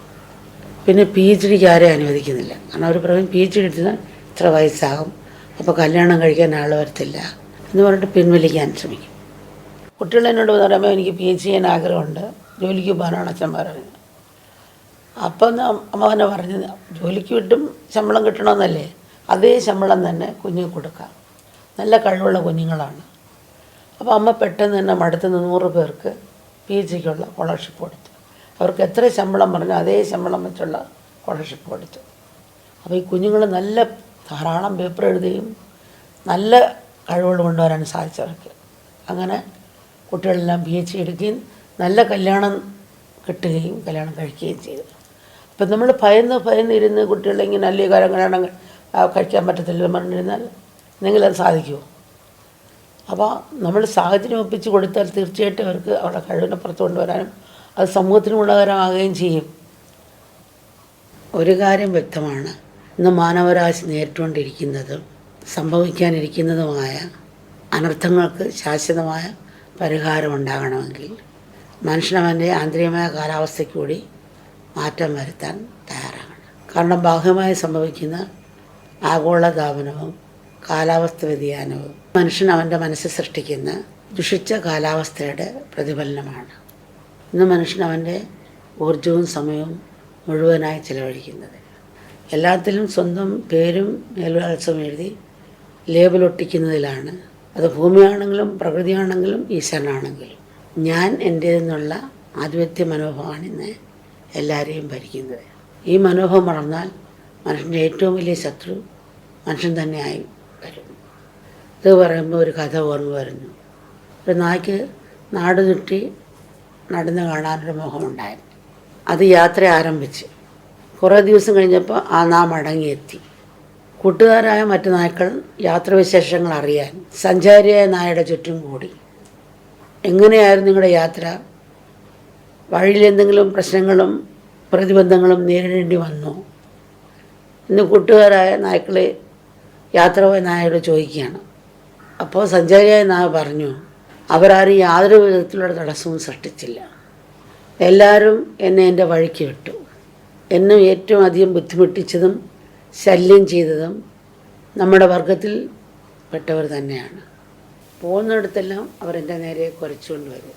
പിന്നീട്ട് ഓടിച്ചും കടിച്ചും മുറിവേൽപ്പിച്ചും എനിക്ക് യാതൊരു സ്വസ്ഥതയും തന്നില്ല. ഈ കഥയിലെ പട്ടിയുടെ ഗതിയാണ് ഇന്ന് മനുഷ്യൻ്റേത്. ലോകത്തിലെവിടെയാണെങ്കിലും മനുഷ്യൻ ശത്രു മനുഷ്യൻ തന്നെയാണ്. ഒന്നുകൂടി കൃത്യമായി പറഞ്ഞാൽ സ്വന്തം മനസ്സ് തന്നെയാണ് മനുഷ്യൻ ശത്രുവും മിത്രവും. നമ്മുടെ ചിന്തകളുടെയും കർമ്മങ്ങളുടെയും ഉറവിടം മനസ്സായിരിക്കെ തിരുത്തലുകൾ ആത്മാർത്ഥമായി നടപ്പിലാക്കാൻ നമ്മുടെ വിദ്യാഭ്യാസ സ്ഥാപനങ്ങളിൽ ആധ്യാത്മിക മൂല്യങ്ങൾ പാഠ്യവിഷയത്തിൻ്റെ ഭാഗമാക്കണം. നമ്മുടെ ആശ്രമത്തിൽ ചില സീസണിൽ 180 രാജ്യത്തു നിന്നൊക്കെ കുഞ്ഞുങ്ങൾ വരും. അപ്പോൾ അന്ന് കുറച്ച് ദിവസം ഇവിടെ നിൽക്കും. അന്ന് കുഞ്ഞുങ്ങളെല്ലാം നമ്മളെ ഗീതയൊക്കെ അവർ പഠിക്കും. ആധ്യാത്മിക കേട്ട് കഴിയുമ്പോൾ കുഞ്ഞുങ്ങൾ നേരത്തെ അവർ ഇടിയിട്ട് ഭയങ്കര കരഞ്ഞൊന്നും കഴിക്കാൻ നിർബന്ധ ബുദ്ധിയെടുത്ത് മേടിച്ച കളിപ്പാട്ടങ്ങൾ വേറെ കുഞ്ഞുങ്ങളുടെ ബർത്ത്ഡേ വരുമ്പം ഈ കുഞ്ഞുങ്ങൾ ഇവരുടെ ഇടിയിട്ട് മേടിച്ച കളിപ്പാട്ടം ആ കുഞ്ഞിനുകൊണ്ട് കൊടുക്കുക. എന്നിട്ടത് കുഞ്ഞുങ്ങൾ സത്സംഗം പറയുമ്പം പറഞ്ഞ അമ്മേ എൻ്റെ ഇഷ്ടപ്പെട്ട കളിപ്പാട്ടം കൊണ്ട് അമ്മയുടെ ബർത്ത്ഡേക്ക് കൊടുത്തു. അപ്പോൾ എനിക്ക് മേടിച്ച് തന്നപ്പോൾ എൻ്റെ അമ്മ മേടിച്ച് തന്നപ്പോൾ എത്ര സന്തോഷമുണ്ടായി. അതിനേക്കാളും എനിക്ക് സന്തോഷം തോന്നി അത് ആ കുട്ടി കൊടുത്തപ്പോൾ. അപ്പോൾ കുട്ടികൾ ആത്മീയം കേട്ട് കഴിഞ്ഞപ്പോൾ പിന്നെ മറ്റൊരു കൊടുക്കുന്നതിൽ സന്തോഷിക്കുന്നു, കിട്ടുന്നതിനേക്കാളും കൊടുത്തപ്പോൾ സന്തോഷിച്ചു. ശരിക്കും നമുക്ക് ആത്മീയം മനസ്സിലാകുമ്പോൾ ആ ഹൃദയത്തിൽ വിശാലത വരികയും ബോധം മണ്ഡലം വളരുകയും ചെയ്യുന്നു എന്നുള്ള അർത്ഥമാണ്. കൾച്ചർ എന്ന് പറഞ്ഞാൽ സംസ്കാരം എന്നാണ് അർത്ഥം. എന്ന് വെച്ചാൽ സംസ്കരിച്ചെടുക്കുക. ഒരു അസുഖൻ്റെ മലോമൂത്രമെടുത്ത് ലാബിൽ വെച്ച് അണുക്കളെ വളർത്തും, അങ്ങനെയാണ് രോഗം കണ്ടുപിടിച്ച് ചികിത്സിക്കുന്നത്. അപ്പം അതേപോലെ ആ സംസ്കാരം മനസ്സിലാക്കിയപ്പോൾ കുഞ്ഞുങ്ങൾ എല്ലാവരും ഒരേപോലെ പഠിച്ചു. അതനുസരിച്ച് കുഞ്ഞുങ്ങൾ പ്രവർത്തിക്കാൻ തുടങ്ങി. ഒരു പകുതി മുക്കാലും കുഞ്ഞുങ്ങളിപ്പോൾ എന്താ തെറ്റ് ശരിയെന്ന് കാണാൻ തുടങ്ങി. സാധനം വേണമല്ലേ, ഇത് വേണ്ട, പാവപ്പെട്ട കുട്ടിയുണ്ട് അതിന് കൊടുക്കാം എന്നൊക്കെ ഈ ചെറിയ പ്രായത്തിൽ അക്ഷരം പഠിക്കുന്നതിന് മുമ്പ് തന്നെ അവർക്ക് ദാനം തുടങ്ങി. അതൊക്കെ കണ്ടതുകൊണ്ട് അമ്മയ്ക്ക് നമ്മൾ ചെറുപ്പത്തിൽ വളർത്തിയാൽ ഈ ദാനധർമ്മങ്ങളും എല്ലാവരുടെ സ്നേഹവും, ഒരാൾക്ക് വയ്യാങ്കിൽ എല്ലാവരും പോയി കൂട്ടുക തിരക്കുന്നു. അപ്പോൾ തീർച്ചയായിട്ടും നമ്മൾ ഈ ഒരു മാറ്റം വരുത്താൻ സാധിക്കുമെന്നാണ് അമ്മയ്ക്ക് തോന്നുന്നുണ്ട്. അമ്മ ഇത് പറയുന്നതേ ഉള്ളൂ. ആവശ്യങ്ങളുടെ പറയുമ്പോൾ നമുക്ക് എല്ലാവർക്കും ഭൂമിയെ തന്നെ സ്വർഗമാക്കാം. ഒരു പൂത്തലിൽ നിൽക്കുന്ന ഒരു പൂന്തോട്ടം ഓർക്കുക, അതിൽ കുറേ കുട്ടികൾ ഓടിച്ചാടി കളിക്കുന്നു, അതിൽ പൂമ്പാറ്റകൾ എങ്ങനെ തേൻ കുടിച്ചും അത് മറന്നും കളിക്കും. ഇങ്ങനെയൊരു ലോകം ഉണ്ടായിരുന്നെങ്കിൽ ഞാൻ ആഗ്രഹിച്ചു പോവാണ്. പൂമ്പാറ്റകളെന്ന് വെച്ചാൽ എല്ലാ ജനങ്ങളും ആഹ്ലാദിച്ചു. അപ്പോൾ എല്ലാവർക്കും അവർക്ക് അവകാശപ്പെട്ടേ കിട്ടും. ഇവരുണ്ടാക്കുന്നെല്ലാം കൊടുക്കണമെന്ന് പറയും. എന്തെങ്കിലും കുറച്ചെങ്കിലും അങ്ങോട്ട് ചതഞ്ഞാൽ ഒരു ദീപായി നമ്മൾ മാറില്ല. ഇപ്പോൾ ദീപായി കൊണ്ടുപോവാണ്, ഒരു സിംഗിളുടെ കണ്ണിയെ ആയിത്തീരും. വ്യക്തിയുടെയും കുടുംബത്തിൻ്റെയും സമൂഹത്തിൻ്റെയും ലോകത്തിൻ്റെയും വളർച്ചയ്ക്കും വികാസത്തിനും സംസ്കാരം വളരണം. അതിനുള്ള അന്തരീക്ഷം മനസ്സിനുള്ളിലാണ് വളർത്തേണ്ടത്. ആ വളർച്ചയ്ക്കുള്ള സാഹചര്യം വീട്ടിലും വിദ്യാഭ്യാസ സ്ഥാപനത്തിലും കൊണ്ടുവരാൻ ശ്രമിക്കുന്നത് നല്ലതായിരിക്കും. ഈ അവസരത്തിൽ പ്രത്യേകം ശ്രദ്ധിക്കേണ്ടതെന്ന് നമുക്ക് തോന്നുന്ന ചില കാര്യങ്ങൾ പറയട്ടെ. KG മുതൽ കോളേജ് വിദ്യാഭ്യാസത്തിലും ഉപരിപഠനത്തിലും നിസ്വാർത്ഥത, കാരുണ്യം എന്നിവയെ അടിസ്ഥാനമാക്കി ഒരു കോഴ്സ് തുടങ്ങണം. എല്ലാ ഭാഗങ്ങളിലും നിസ്വാർത്ഥതയുടെയും കാരുണ്യത്തിൻ്റെയും മഹത്വം ഉൾക്കൊള്ളുന്ന ഒരു പാഠപുസ്തകം നിർബന്ധമാക്കുക. 2, തുടങ്ങുന്ന ക്ലാസ് മുതൽ തന്നെ ഓരോ കുഞ്ഞുങ്ങളോടും നിർബന്ധമായും നിങ്ങളുടെ ജന്മനാളിന് ഒരു വൃക്ഷങ്ങൾ നടണം. അതിനെ സ്നേഹത്തോടും ആരാധനയോടും പരിപാലിക്കാനുള്ള നിർദ്ദേശം കൊടുക്കുക.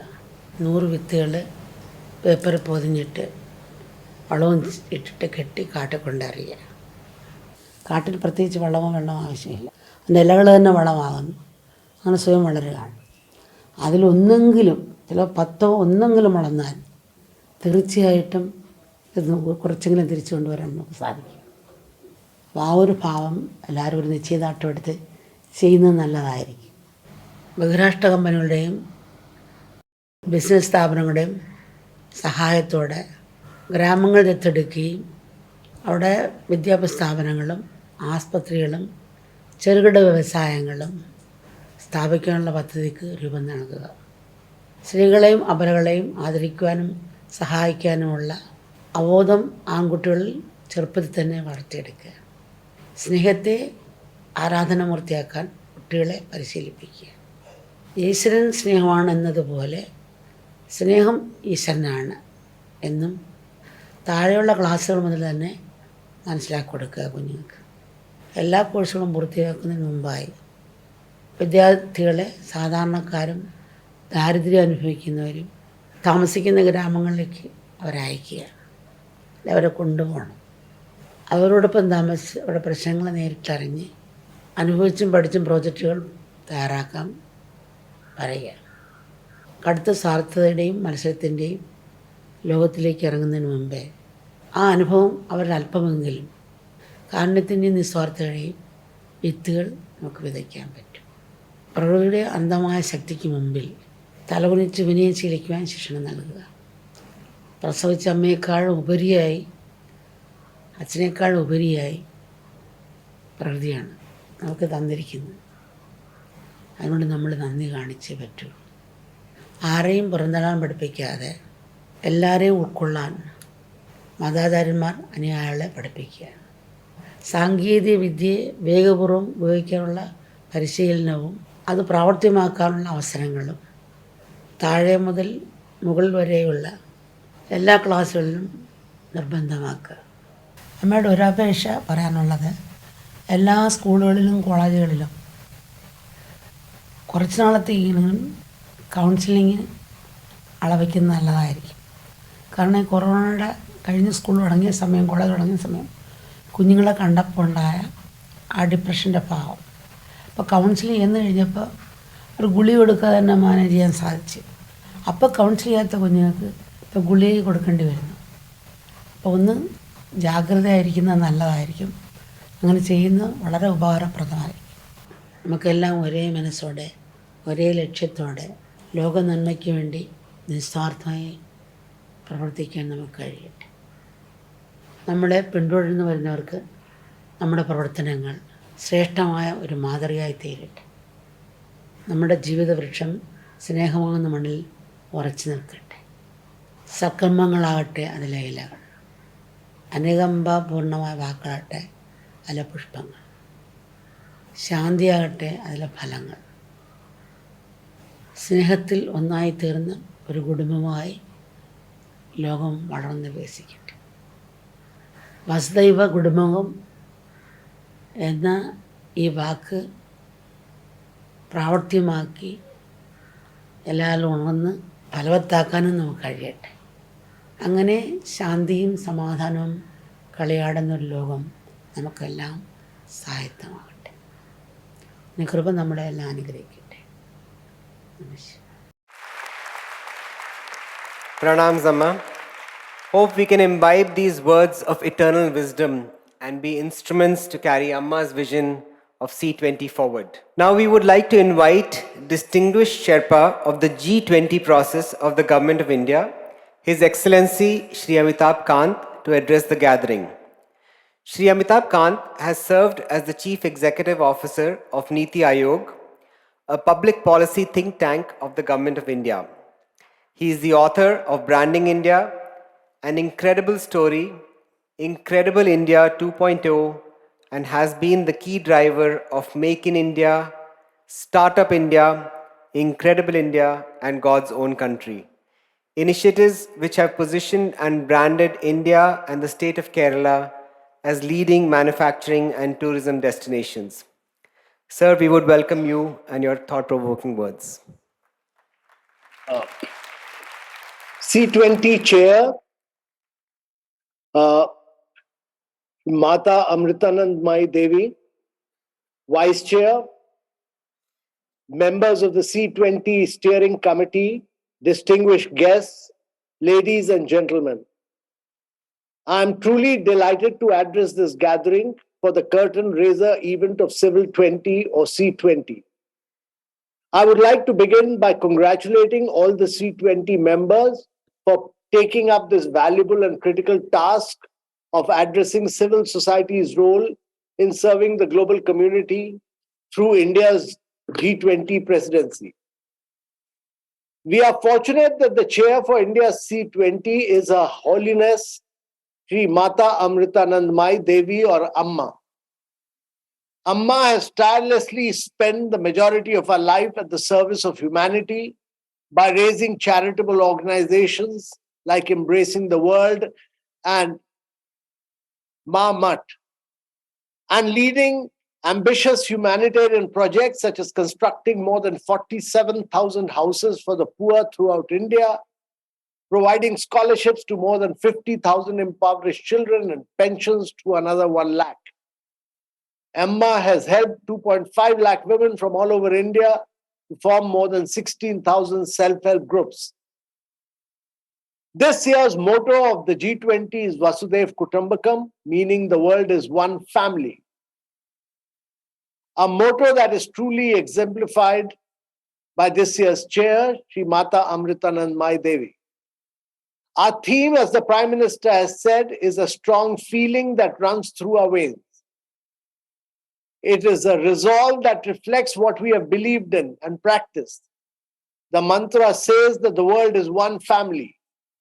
India has always believed in the sense of fraternity that this theme and logo reflect. We hope that with her insights, we are equipped with all the necessary components to generate a meaningful, long-term positive impact on our planet through the presidency of G20 this year. While G20 is definitely a whole of government approach, the boundaries of G20 extend well beyond the government. We see G20 as a collective effort. As the Prime Minister stressed, G20 should be made into a movement of the masses. Therefore, it is a collective endeavor to make India's G20 presidency a people's G20, involving whole of society and conducting as many Jan Bhagidari or community participation or people's partnership activities as possible.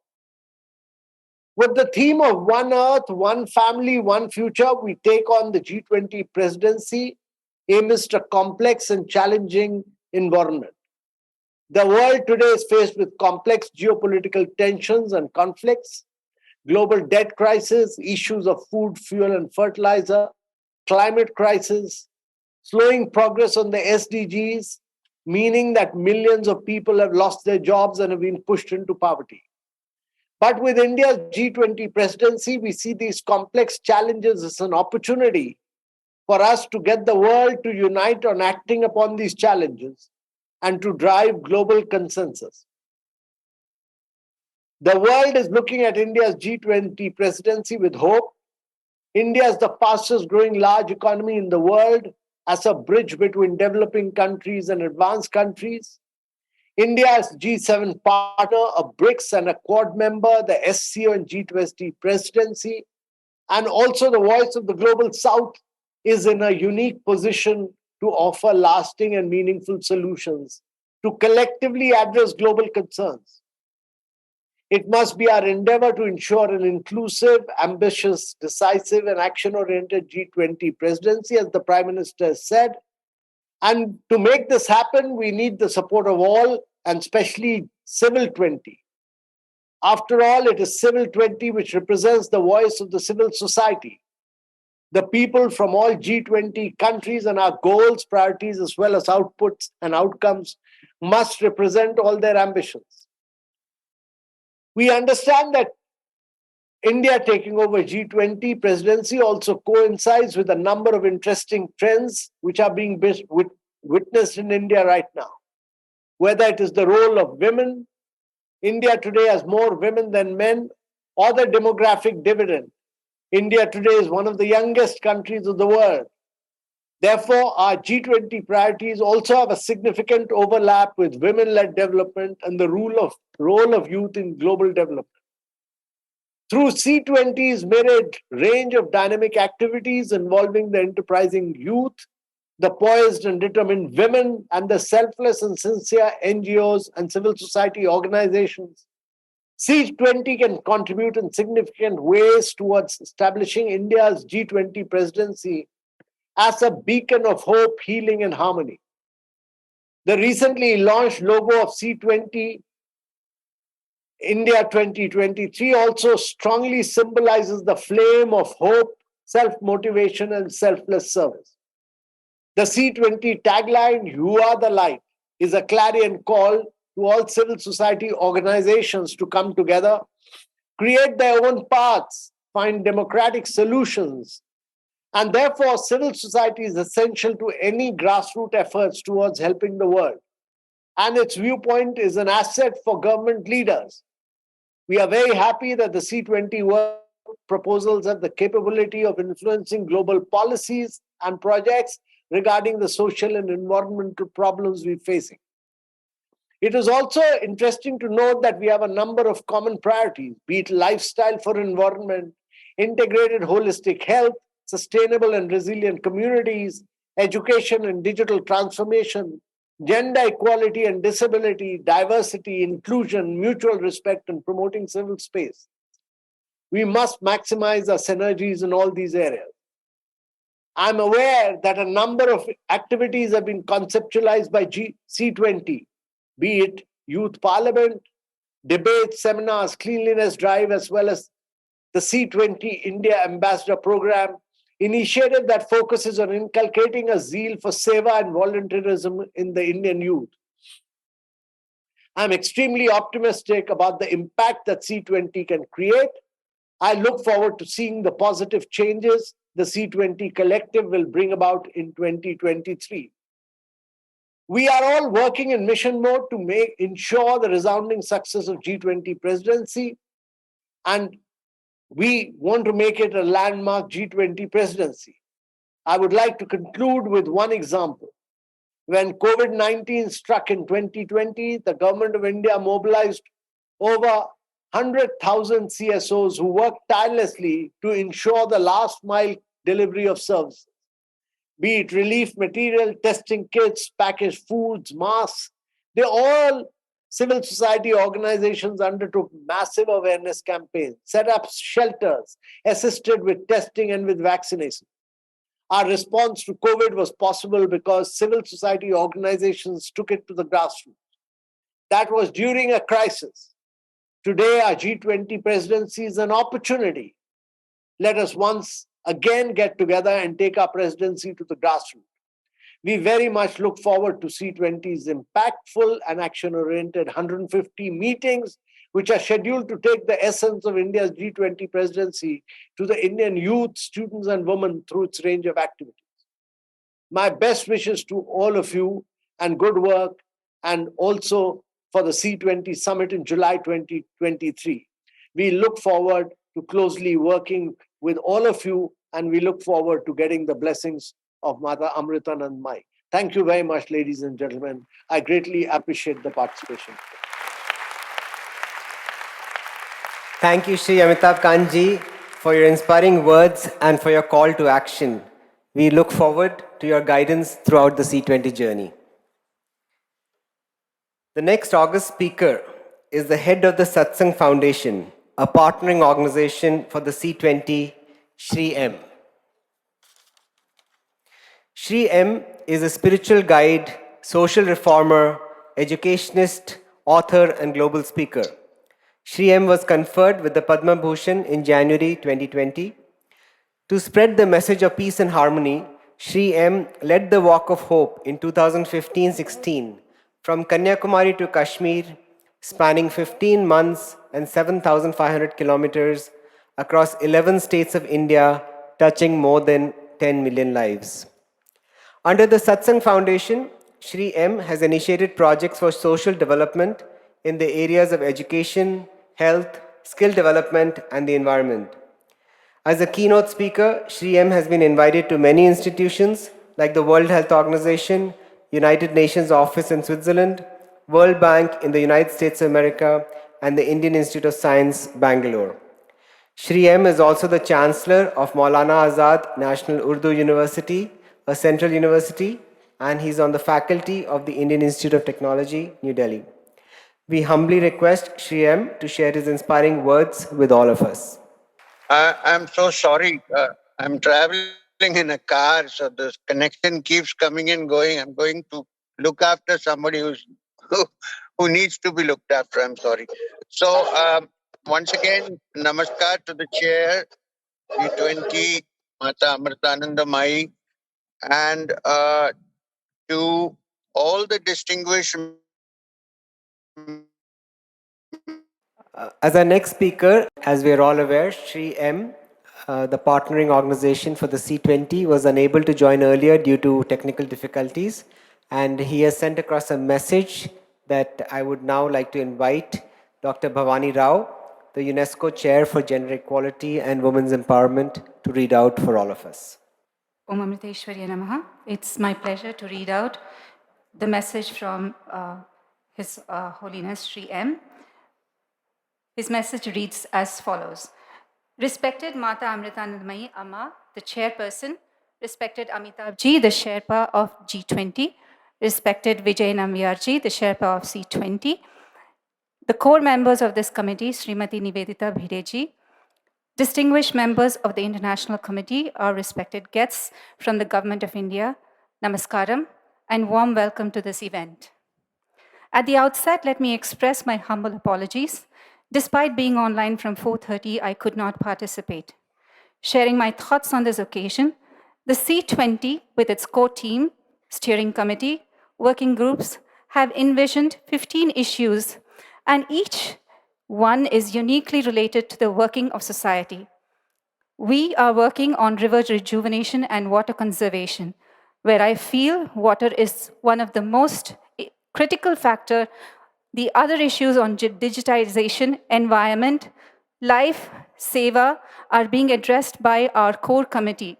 We look forward to all your support to help this engagement be a grand success.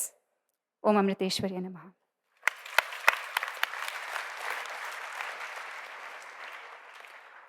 Many thanks, Dr. Bhavani Rao, and thank you for the message, Shri M.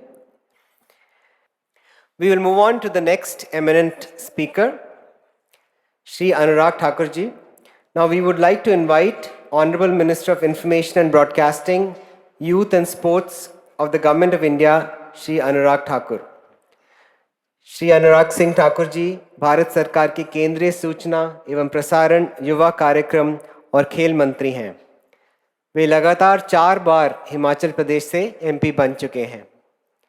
एक तेज रणनीतिकार और युवा आदर्श, जिन्होंने 7 वर्षों तक party की युवा शाखा भारतीय जनता युवा मोर्चा के अध्यक्ष के रूप में सेवा की है। श्री ठाकुर जी को धर्मशाला में विश्व स्तरीय 5 स्टेडियम विकसित करने का श्रेय दिया गया है। वे केवल 25 वर्ष की आयु में हिमाचल प्रदेश क्रिकेट संघ के सबसे कम उम्र के अध्यक्ष के रूप में चुने गए और बीसीसीआई के अध्यक्ष भी रह चुके हैं और 16वीं लोकसभा के कार्यकाल के दौरान सबसे कम उम्र के मुख्य सचेतक के रूप में भी उन्होंने कार्य किया। Shri Thakur ji, we invite you to share your thoughts with us. Namaskar, greetings to Amma, all her followers and everyone attending the C20 meeting today. The G20 presidency of India under the able leadership of Honorable Prime Minister Shri Narendra Modi ji had immense significance as it comes during the period of Azadi Ka Amrit Mahotsav at a time when India also holds the chairmanship of Shanghai Cooperation Organization and having recently concluded its presidency of UN Security Council. The engagement group meetings of which C20 is part brings together civil society, think tanks and youth amongst others to deliberate on various agendas of G20 summit. I take the opportunity to welcome each and everyone attending the C20 meetings. Let me at the foremost acknowledge the immense role civil society plays in the development of any country as well as its socio-economic policies. This is even more significant in a country like India, which has over 1 billion population, rising and ready to lead the world. The C20 chair is Shrimata Amrit Anandamayi ji, whom we affectionately refer to as Amma. I thank her for leading the C20 through her pivotal position. Wherever society has looked to Amma for assistance, she worked tirelessly through her various initiatives spanning decades of humanitarian work. I wish to highlight that over 75,000 homes for the homeless, providing scholarships and pension for lakhs of impoverished people, help to women start self-help group, building orphanages, running soup kitchens, and even a world-class hospital, which the Honorable Prime Minister recently inaugurated as part of her charitable civil society contributions. Amma's educational institutions are some of the best in the country. The Amrita Vishwa Vidyapeetham is top ranked, which focuses on providing state-of-the-art solutions to solve some of the most pressing problems faced by G20 nations and the world at large. The K-12 or nationwide Amrit Vidyalayam school system, which provides youngsters an excellent education as well as inculcates in them the universal values, is contributing towards an important aspect as India looks to achieve higher growth of literacy.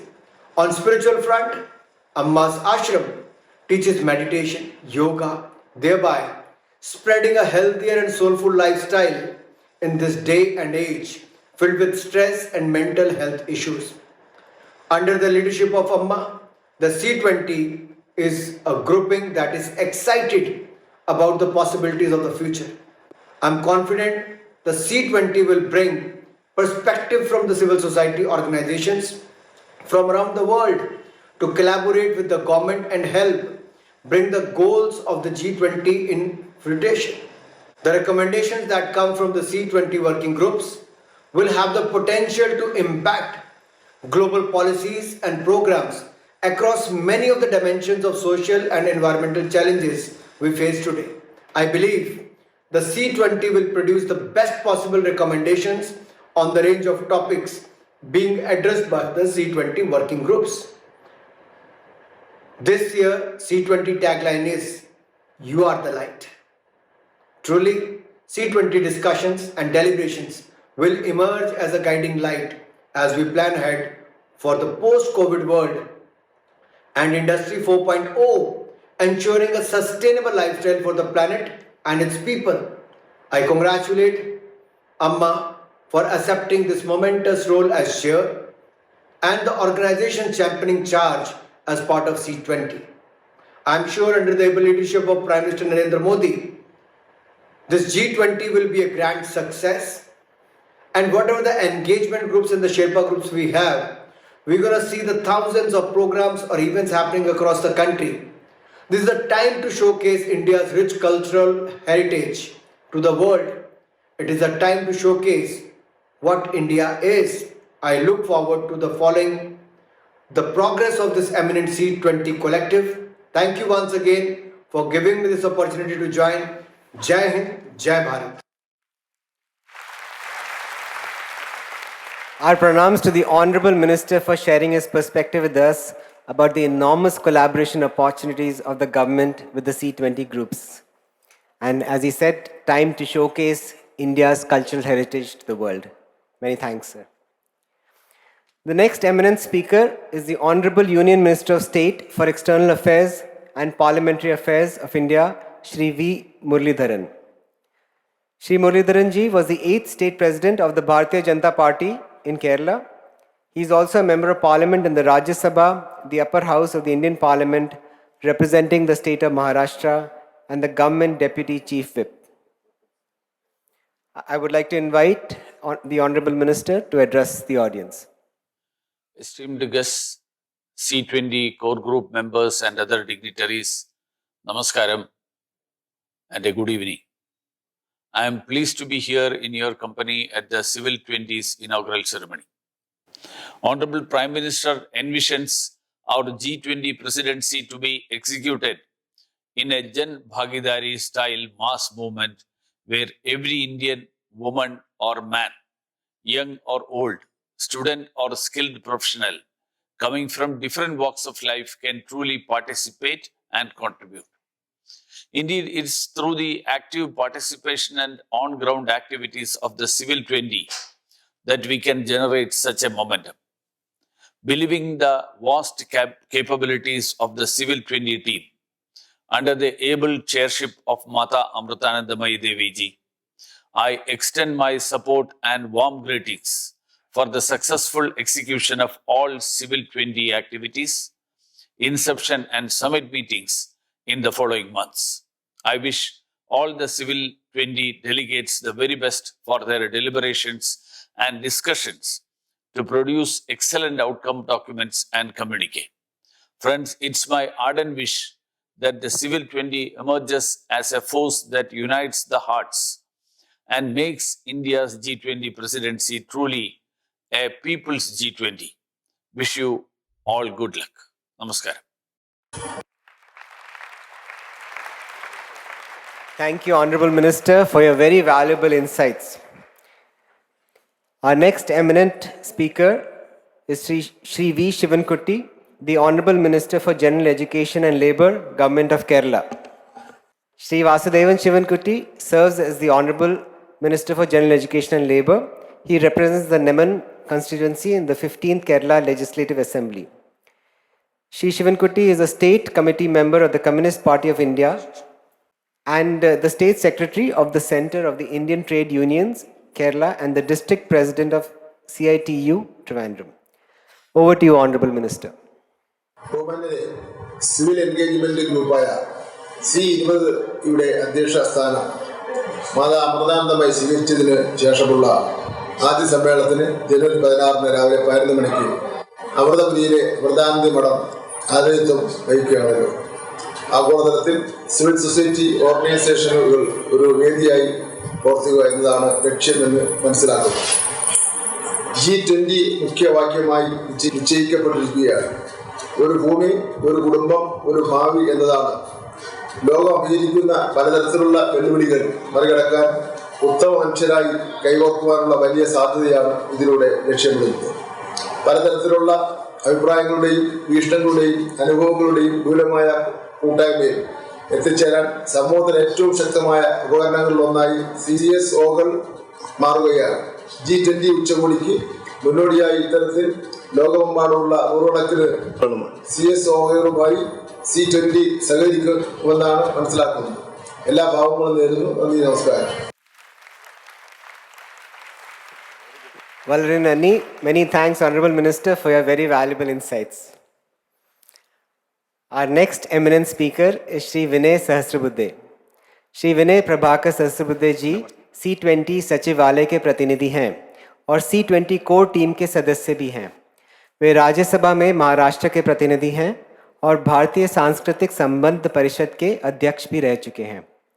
उन्होंने अगस्त 214 से सितंबर 220 तक Bharatiya Janata party के राष्ट्रीय उपाध्यक्ष के रूप में भी काम किया है. डॉक्टर सहस्रबुद्धे एक राजनीतिक विद्वान के रूप में जाने जाते हैं और उन्होंने प्रमुख पत्रिकाओं में कई लेख लिखे हैं. वे रामभाव मालगी प्रबोधिनी के उपाध्यक्ष हैं, जो निर्वाचित प्रतिनिधियों और सामाजिक कार्यकर्ताओं के लिए एक रिसर्च और ट्रेनिंग एकेडमी है. इस समय वे शिक्षा, महिला, बच्चे, युवा और खेल पर संसदीय स्थायी समिति के अध्यक्ष भी हैं. हम सहस्रबुद्धे जी को अपना दृष्टिकोण प्रस्तुत करने के लिए आमंत्रित करते हैं. Namaste. The chair of the Civil 20, Mata Amrutanandamayi Devi ji, the founder of the Mata Amrutanandamayi Matha, and one of the most respected spiritual leaders of India, other dignitaries who are participating physically or virtually at this launch of Civil 20, members of the civil society, voluntary organizations, social workers, and friends. Let me first of all offer my pranams to Mata Amrutanandamayi Devi ji and also offer my best wishes to all those who are engaged in this Civil 20 under the presidentship of India, which is certainly going to make a difference and add some new value to the global discourse about voluntary organizations, NGOs, or civil society organizations. I just want to mention over here, while offering my best wishes, that all through the year, as president of C20, India will be playing an important role and deliberating upon several subjects, including sustainability, human rights, women empowerment, democracy, and whatnot. While all these deliberations are certainly very, very important, they will help us assess the situation globally, also in India, throw some new light on certain emerging topics. But more importantly, I would suggest that the civil society organizations, popularly known as NGOs, today are suffering number of challenges. And therefore, these deliberations also should take into consideration these challenges, these crises.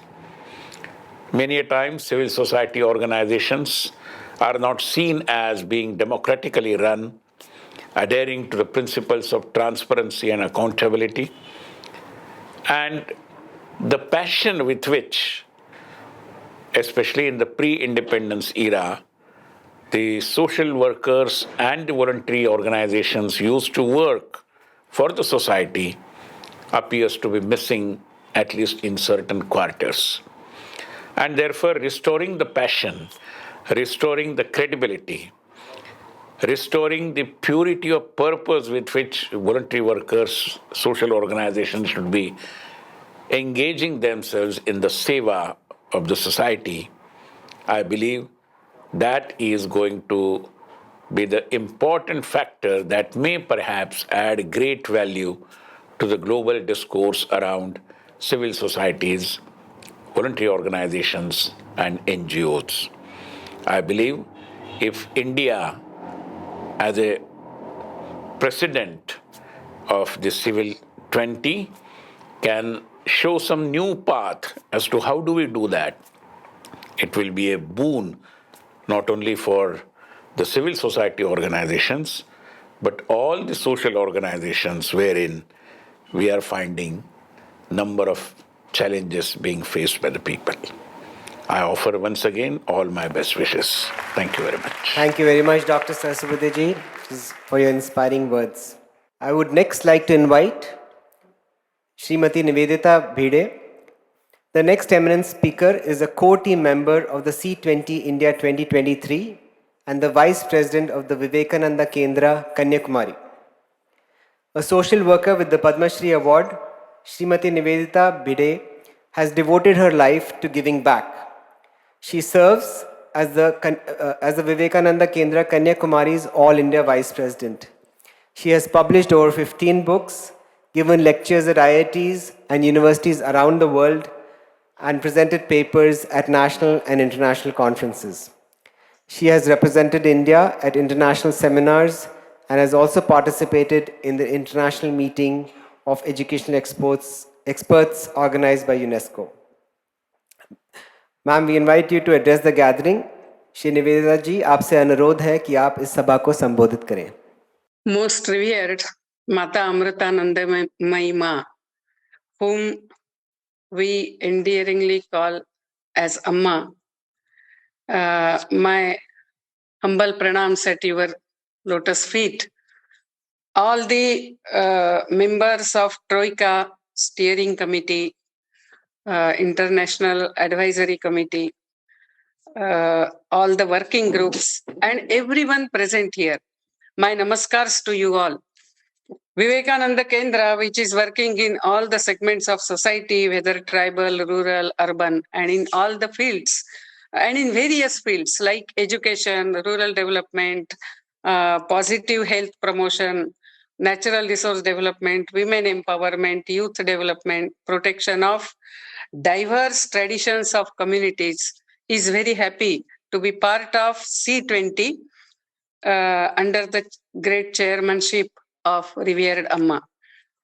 We, the members of steering committee with the guidance of International Advisory Committee, are preparing well to take to the leaders of G20 the voice of the people, those who are marginalized, aspiring, lagging behind, and also the various aspects with respect to well-being of the human society, like environment, water management, security, promotion of health. This is what we all shall be striving in the coming months. Naturally, it is a very huge consultative process because we have to meet various civil organizations nationally and internationally, consult with them, involve them, and that is how we have to collect, concretize, and communicate the aspirations and recommendations of various civil societies and as such the humanity to the G20 leaders. India, as you know, is a very vast and diverse country and also is at varying stages of development. Thus, the problems and issues are not uniform, nor they have same degree of urgency and priority. That is, there cannot be a uniform solution to the problems in India itself. Not only that, India has, so to say, 2-3 types of civil societies. That is, the traditional societies, which have come since ages, or the civil societies based on tradition, or the civil societies in which the individuals have come together around certain issues which are afflicting humanity. And thus, we shall be consulting all these types of civil societies in this process. As you know, that G20 in 2005, in its communique, had said, quote, "We recognize there is no uniform development approach that fits all countries. Each country should be able to choose the development approaches and policies that best suit its specific characteristics." Quote complete. So, G20 had also recognized there is no uniform method for economic development. I think India, a land of diversity, will be an instrumental this year in its C20 presidency also to discover and communicate that there are no uniform methods to solve the various issues that are afflicting human society. And therefore, there has to be the respect for various types of methods. There cannot be a uniform prescription. Another thing, as we all know, that India has a very unique civilizational depth, as its whole civilization is based on the truth of existence, which revered Amma referred to. That is oneness of existence, the interconnectedness, interrelatedness, and interdependence of the existence. And that is why India has got a unique way of looking at diversity, of looking at various issues that are afflicting the humanities. And that is why during all these few months that we shall be having a very huge consultative process going on, in that we shall also try to, as is the expectation from India, to give that additional Indian perspective.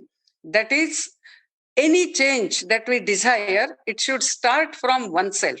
And that is why our tagline is "You are the light." And we have to start striving for that. So in this work, we seek your best wishes, participation for enhancing the harmony in the world, and also for motivating the human being to strive for nobility and for the higher realms of life. So we hope with your support and guidance and participation, we shall be able to take this process ahead. Namaskars.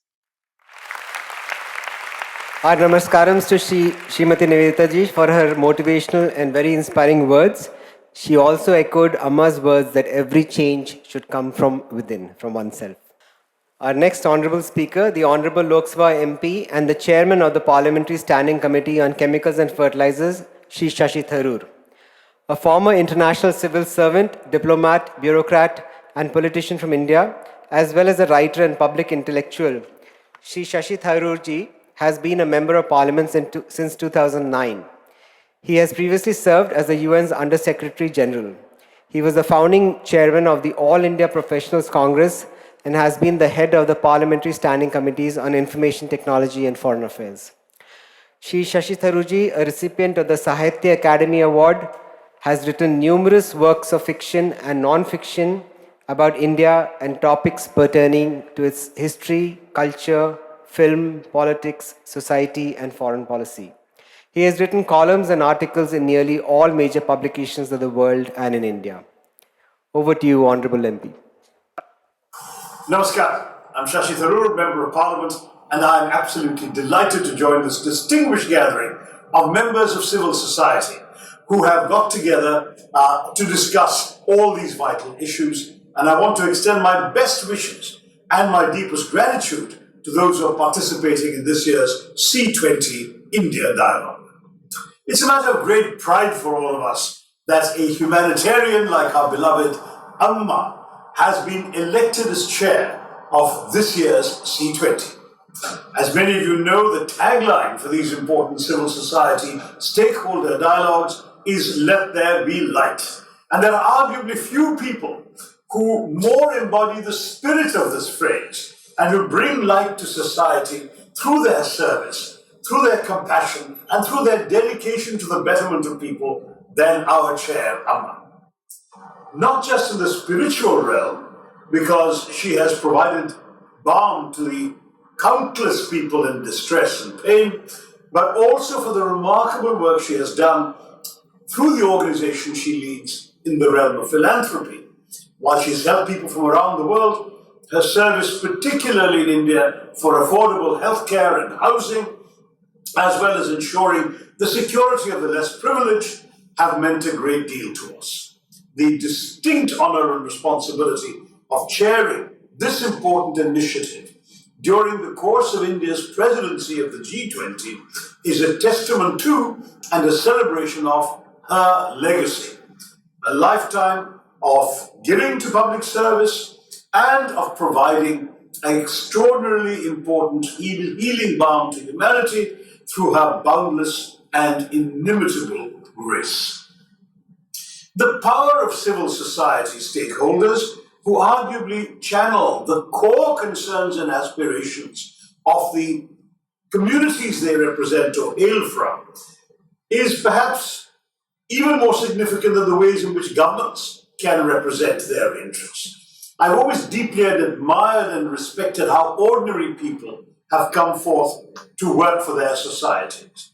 And one of the first initiatives that I undertook in my United Nations days, heading the Department of Public Information, was to establish a platform through which the United Nations could, for the first time, if I may add, engage with both outreach and what one might call inreach to civil society stakeholders.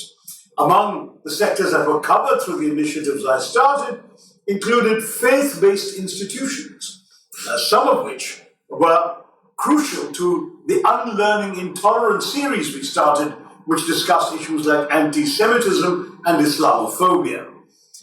This is something which, as somebody who's personally witnessed the power and the reach of civil society firsthand, I must say that it's a matter of both happiness and pride to see the remarkable number of NGOs and FBIs represented in the deliberations of the C20 under the energetic umbrella of civil society. At a time when our societies and communities are confronted by disruption and there are turbulent geopolitical, social and economic issues troubling the world, I would also argue that civil society can and must play a leading role in helping our communities to effectively navigate past and address what we need to solve what in my UN days we called problems without passports. That is, the problems that cross all frontiers uninvited and that no one country or even a small group of countries can solve on their own. Problems, in other words, of poverty, of contagious disease, of human rights and human wrongs, of chronic starvation and malnourishment, of mass illiteracy and massive displacement. All of these kinds of problems are problems that require solutions that also don't need passport, also cross all borders. Blueprints without borders to match the problems without passports. And that's where civic society representatives can make such a big difference.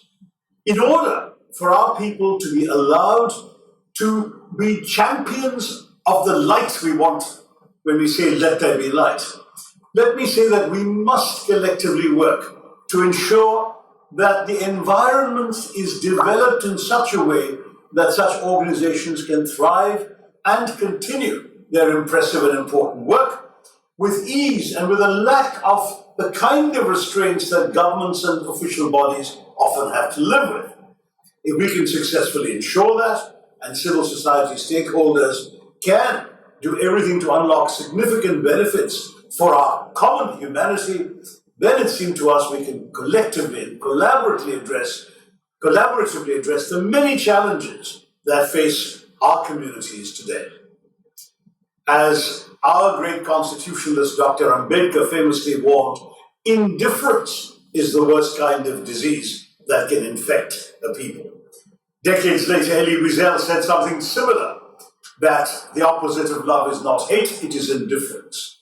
Indifference is something none of us can afford. We have to be engaged, we have to care, and visionary humanitarians like Amma will continue to care about the causes that affect us collectively, and will continue, I know, to shine the light on the darkest corners of our common humanity. I wish you all every success, and I hope that your deliberations over the course of the C20 India dialogue is fruitful and productive. Thank you all very much, and Jai Hind. Pranams and many thanks, Honorable Member of Parliament Shri Shashi Tharuji, for your thought-provoking and very dynamic words. Problems without borders, no one can be in isolation, all part of one chain. Very, very true.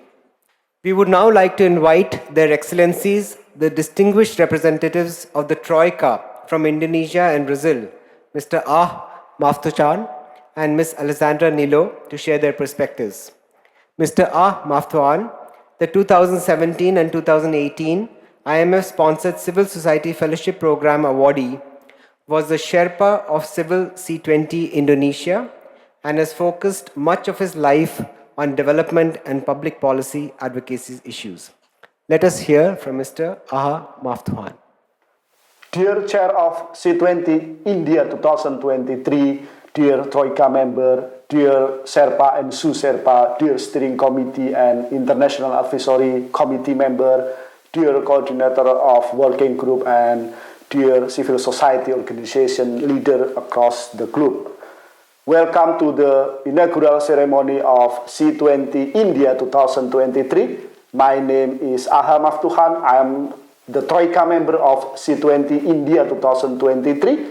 Previously, I am the Sherpa of C20 Indonesia 2022. Currently, I am an executive director of the Prakarsa, CSO Research and Policy Advocacy based in Jakarta, Indonesia. As a Troika of C20 India 2023, I would like to express my highest appreciation for all CSOs leaders across the globe for the hard work during C20 Indonesia 2022. We have done great. Salute. I also would like to congratulate to C20 India 2023 for your presidency and for your commitment to continuing the leadership of Civil 20 to voicing and advocating the people's aspiration to the G20 leaders. Distinguished friend, we need to strengthen our commitment and further action to work together collaboratively to produce concrete policy recommendations that be recognized and adopted by the G20 leader and translated into the real program for all citizens. To do that, we, the C20, must work on our principle strongly and consistently. During C20 Indonesia 2022, we used tagline, "You are heard," to give CSO more optimism that our voices heard by G20 leaders and able to voicing the voiceless. During C20 India 2023, the tagline is, "You are the light." Yes, we can be the light in the gloomy world today. The both tagline strongly reflected the continuity and the sustainability of C20 works through the G20 forum. As the Troika and Steering Committee of C20 India 2022, I'm strongly committed to facilitating dialogue and coordination between civil society organizations from the G20 member countries and non-G20 member countries. who are active in the C20 working group. Finally, I look forward to working with you all during the C20 India 2023 with a stronger cooperation with the principles and value of leaving no one behind. I thank you. Many thanks, Mr. Maftuhan, for sharing your experiences and your continuous support for C20 2023. I would like to invite Her Excellency Ms. Alessandra Nilo of the Troika C20 member from Brazil. Ms. Nilo is the co-founder and currently General Coordinator of Gestos, HIV and AIDS, Communication and Gender One, an NGO from Brazil. She has dedicated her time to improving and increasing women's influence on AIDS policy decision-making at the local, national and international levels. She has led the campaign Women Won't Wait, Stop AIDS and Violence Against Women and Girls in LAC from 2009 up to now, and is the Regional Director of LACASO, the Latin American and Caribbean Council of AIDS Organizations, a network in 12 countries. Ms. Nilo is also a film director and screenwriter, and she has produced several pieces in her fight against inequality. Inviting Ms. Nilo to share her insights. Saudações from Brazil. My name is Alessandra Nilo. I'm General Coordinator of Gestos, an NGO based in Recife, and that was created 30 years ago to respond to the AIDS pandemic. As you know, C20 is an open community channeling the voices of civil society around the world into the G20 process since 2013. And I'm really honored in serving our communities as one of the members of the C20 Troika this year for India and next year for Brazil. And I salute my civil society colleagues from India and Indonesia. Also salute the members of this Troika. And I salute all civil society organizations, all members of governments, multilateral organizations, and other stakeholders who are watching us today. I would love to be with you in person, but it's good that I can at least virtually participate in the ceremony that marks the formal beginning of our journey towards the next G20 meeting. And this is a key moment to us to reaffirm that the G20 is a strategic space to monitor and influence, considering that the world continues to face immense challenges in the environment, economic and social areas, and that the responsibility of the G20 countries is still immense. Unfortunately, the evidence leaves us with no illusions. The G20 countries have not implemented the necessary solutions to make the world a less unequal, a fair, and more sustainable place. Therefore, I think it's our responsibility as civil society to continue insisting and continue reminding our leaders that there are solutions, but that these solutions depend on peaceful and democratic societies and depend on a fair distribution of wealth to flourish. In this regard, we all know that we have a lot of work ahead of us, so I'm looking forward to collaborate with all of you to support the C20 organizations all over the world for, in the next months, to develop strong, focused, and action-oriented policy recommendations to be formally submitted to G20 leaders for consideration.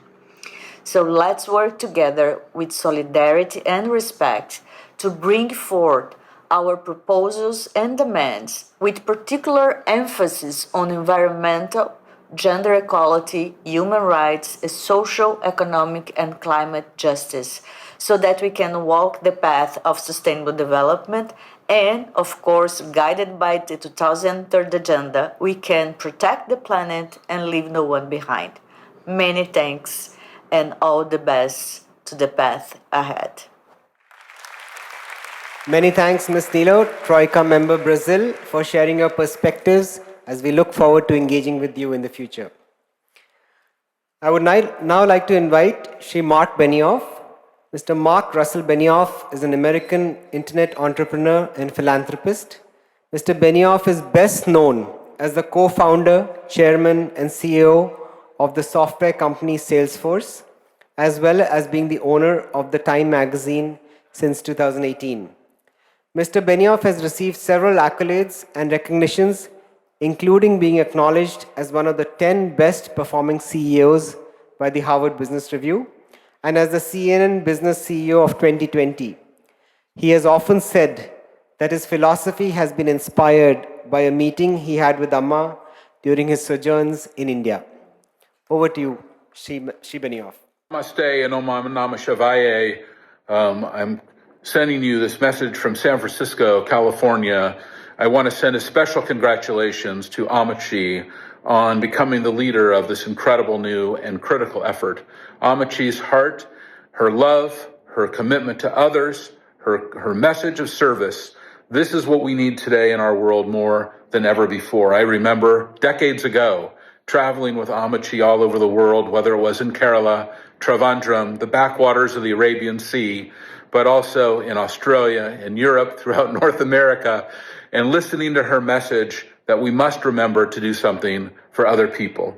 That it's not enough that we are successful, but we must bring others along with us. Thank you, Amachi, for your love.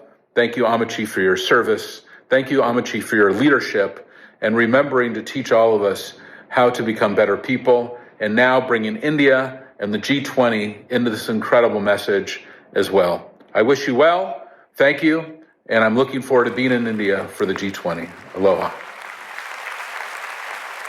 Many thanks, Mr. Benioff, for sharing your fascinating journey with us and imbibing the message that we should always do something for others. I would now like to invite Mr. Thomas Denny Sanford, a South Dakota entrepreneur and philanthropist. He is the founder of the first Premier Bank and the chairman and chief executive officer of its holding company, United National. Mr. Sanford has been a strong supporter of children's health, family and ethical issues, and inculcating compassion in society. Over to you, sir.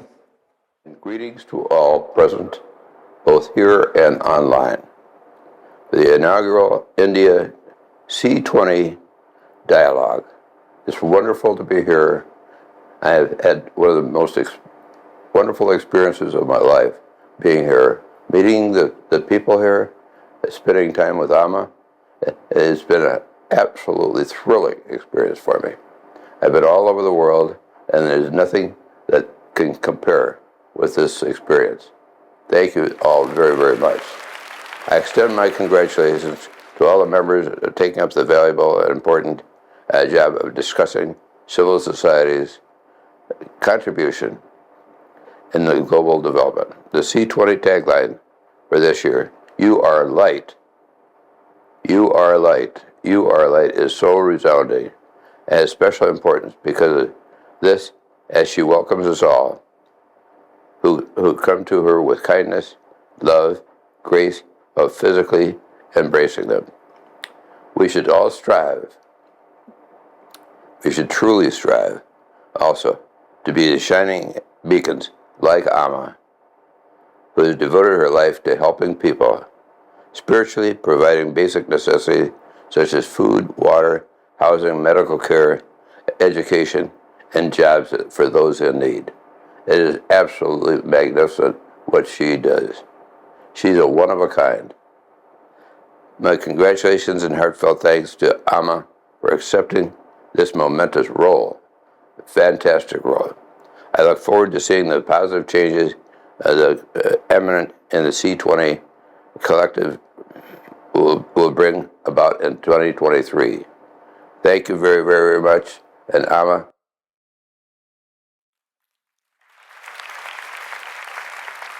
Many thanks, Mr. Sanford, for sharing your guidance and wishes with us. It is absolutely magnificent on what she does. Absolutely true. Now we'd like to invite Mr. M. Laurent Bisset.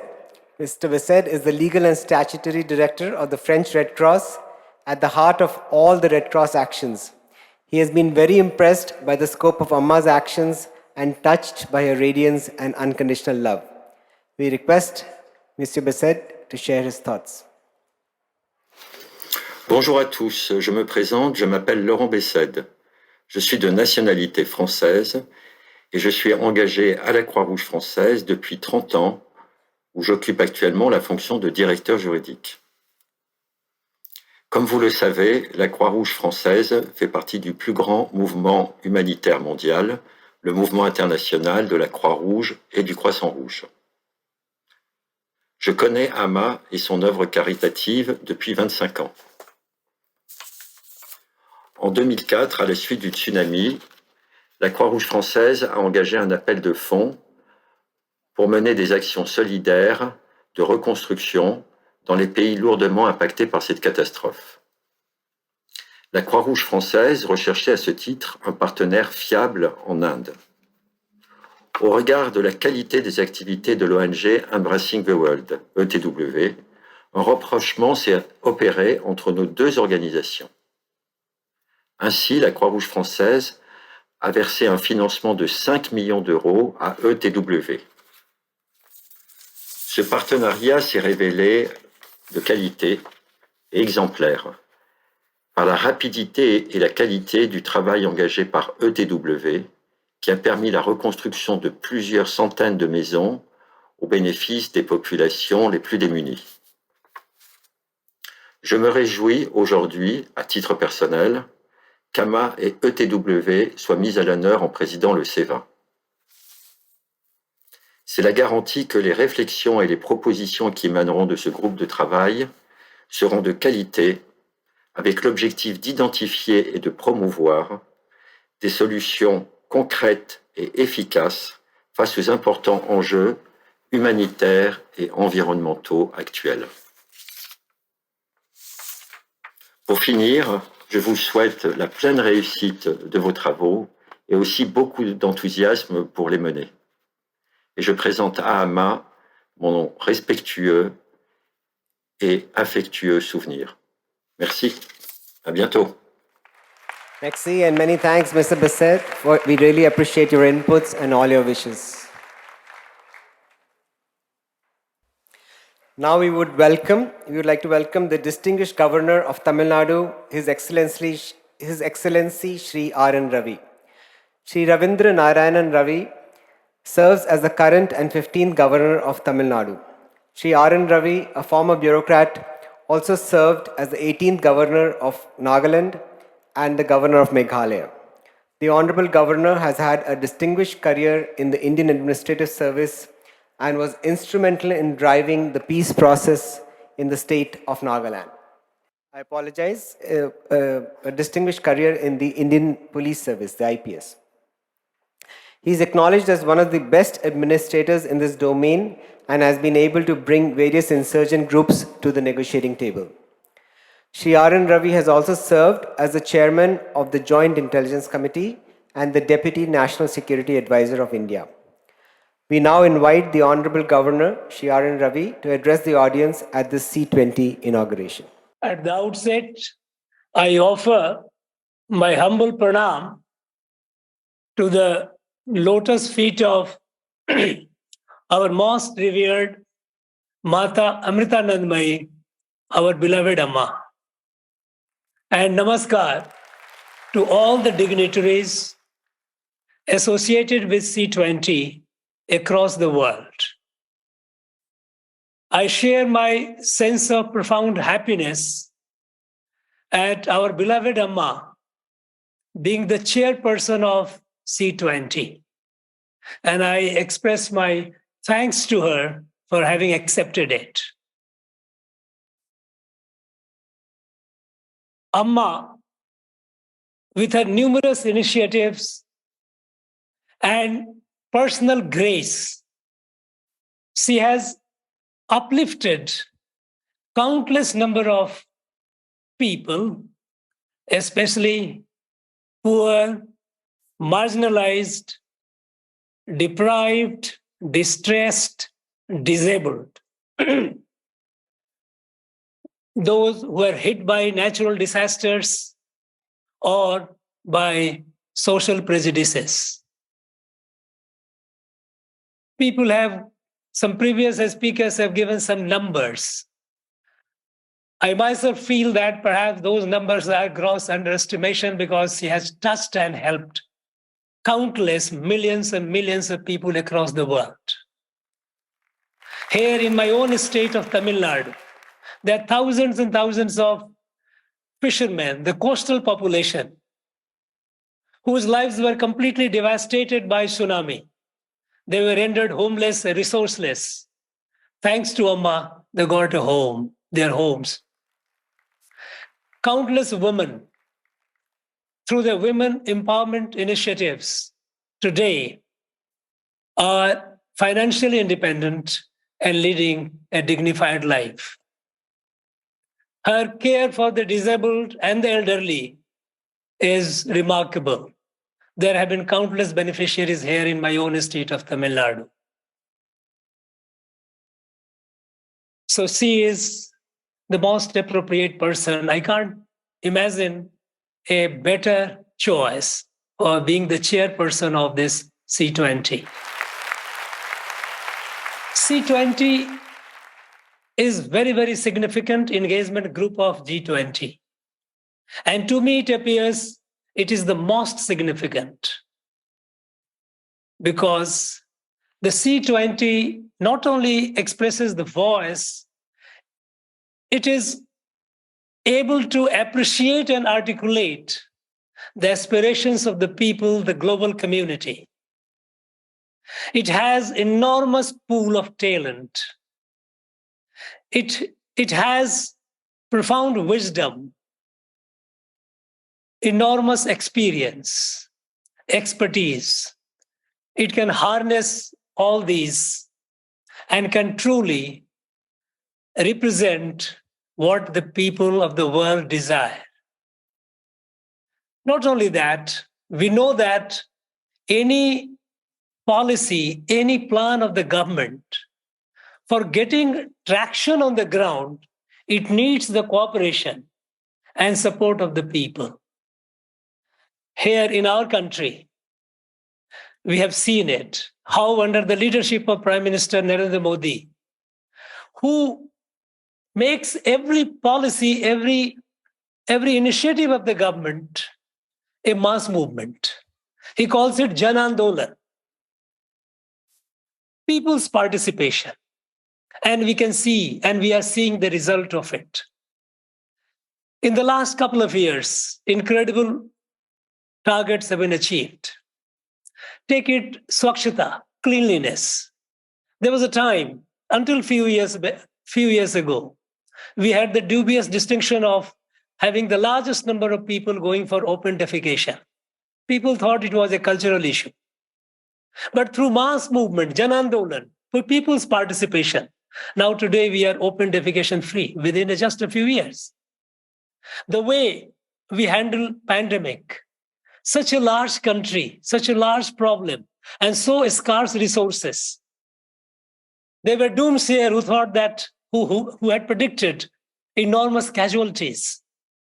But with the people's participation, the way we managed the pandemic, we tide over the crisis is remarkable. It became an example. So people's participation for the success of any policy is so crucial. So what people want, what are the people's aspirations, and to involve the people in that execution of the policy, in both, C20 has a major role to play. Today, the world, we all know, is staring at major existential crisis. Be it unfolding wrath of climate change, every now and then, some part of the world suffers the fury of nature, the devastation. The whole world witnesses it. Amma mentioned in her talk. Proliferation of weapons of mass destruction. There are so many countries with so much weapons of mass destruction that each one of them can destroy this earth many times over. The global pandemic, the one which hit us 3 years ago, we are not yet out of it. And there is no guarantee that the other one will not hit. How to collectively manage it? I think, I'm not sure whether we have learned lessons from that. So, when the world is facing these numerous crises, which are existential in nature, and at the same time, we have a world where there are a lot of people who are hungry, who are poor, who are deprived. On the other hand, there are people so affluent that ever new gadgets and consumer goods are flooding the market. This iniquitous world order is unsustainable. And this world order, which emerged after the Second World War, it is all the problems that we see today have happened during this period, nearly last about 7 decades or so. It is because this world order is based on greed, not compassion. It is based on relentless pursuit of sensory pleasure, what Amma called in her address, responding to the lower impulses, satisfying the lower impulses, not evolution to the higher order. As a human being, as Rishi Aurobindo said, this earth is an evolutionary planet and humans are in the process of evolution. We are supposed to grow, evolve to a higher level. Instead, the world is beset with meeting, satisfying the sensory pleasures. And this world order is based on fear of military power, not the love of humanity. Now, this unsustainable world order, it has to change. There has to be fundamental course correction into it. The fundamental course correction in the way we look at ourselves, the way we look at others, the way we look at the nature, the way we look at Mother Earth. And today, when India is the chair of G20, the world is looking upon this country with expectation of light to show the way forward. And this expectation is to be fulfilled largely by C20, because the C20, which has the capacity, India has been several thousand years a laboratory in an experiment of harmonious living of diverse people. It is not only an experiment, a laboratory, but it is also a validation of the principle that such a diverse set of people, over 1.3 billion people, it's a world in itself. The diversities that we see in the world, they are all here in this country, be it terms of language, be it terms of culture, be it terms of cuisine, be it terms of geography. We have even in terms of ethnicity and race. All the diversities have been living together harmoniously for several thousand years. And the strength lies in what Amma said about Sanatana Dharma, which believes in inclusion of all. We all here on this earth, be it humans, be it animals, be it plants, we are all children of Mother Earth. We are all related, we are all a member of families. This earth is not, and the nature is not as a resource for us to exploit for our satisfaction, but it's for peaceful coexistence. And Amma beautifully explained it in her opening remark, in her address, that we need to look at ourselves. We need to appreciate the oneness of creation. And we need to approach the others with a sense of service. Now, with this enormous wealth, success stories that we have in this country, we need to share with the rest of the world and sensitize the rest of the world. Because unless there is an attitudinal change in the way we look at ourselves, we look at the way we look at others, the way we look at nature, the way we look at the environment, unless there is a fundamental change, we don't see any end to the problem. And under the able leadership of our Reverend Amma, I'm sure C20 will come up with recommendations, practical recommendations. I know for sure because Amma is the one person whose everything is rooted on the ground. Her feet is always on the ground. Everything practical. No house-ending complex expressions. Complex terms with several other groups of or engagement groups will be coming forward with.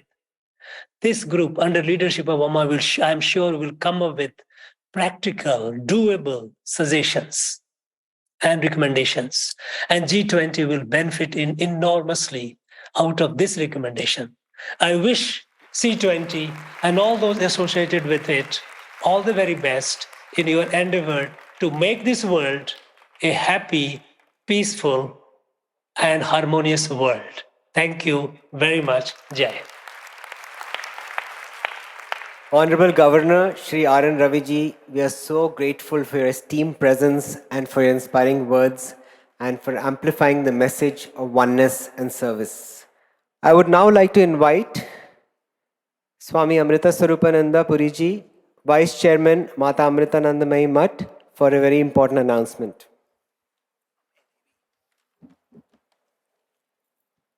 Om Amriteshwariya Namaha. My humble prostrations are Dhamma's lotus feet, and my namaskarams and loving greetings to all the distinguished guests and dignitaries. And I have a very, very special announcement to make. Actually, it's an announcement from our most beloved Amma. And the announcement is, Amma is happy to announce that the Mata Amritanandamayi Mutt and the MS Center, United States of America, will spend rupees 50 crores, which is $6.5 million over the next 12 months as part of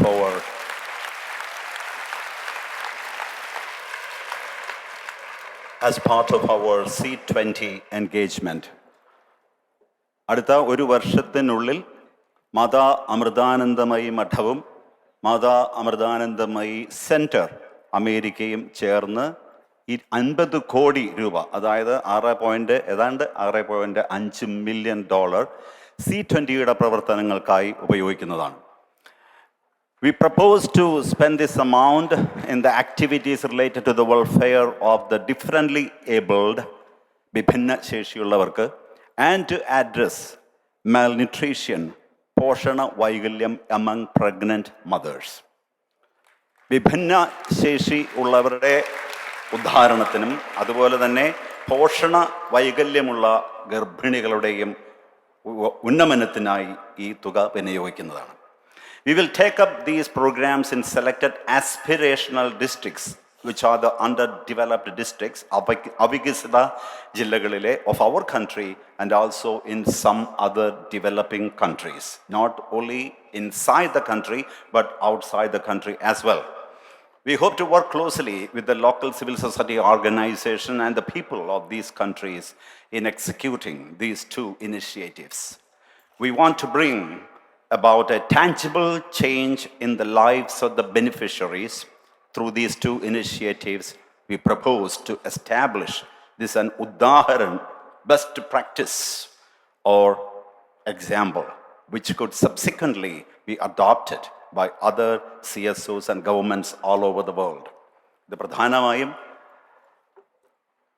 ഒരു ഉദാഹരണം എന്ന നിലയിൽ ഇനിയും വരുന്ന C20 presidency ഏറ്റെടുക്കുന്ന രാജ്യങ്ങളുടെ അവിടുത്തെ NGOs അല്ലെങ്കിൽ CSOസിന് ഒരു ഉദാഹരണമായ ഒരു മാതൃകയായി ഇത് ഭവിക്കട്ടെ എന്ന് പ്രാർത്ഥിക്കുകയാണ്. ഈ പദ്ധതിയിലേക്ക്, ഇതിൻ്റെ പ്രവർത്തനങ്ങളിലേക്ക് എല്ലാ രാജ്യങ്ങളിലെയും സിവിൽ 20യുടെ വക്താക്കളെ, അവരുടെ പ്രതിനിധികളെ ഞങ്ങൾ ആദരപൂർവ്വം ക്ഷണിക്കുന്നു. ഓം അമൃതീശ്വരിയൈ നമഃ. Thank you so much.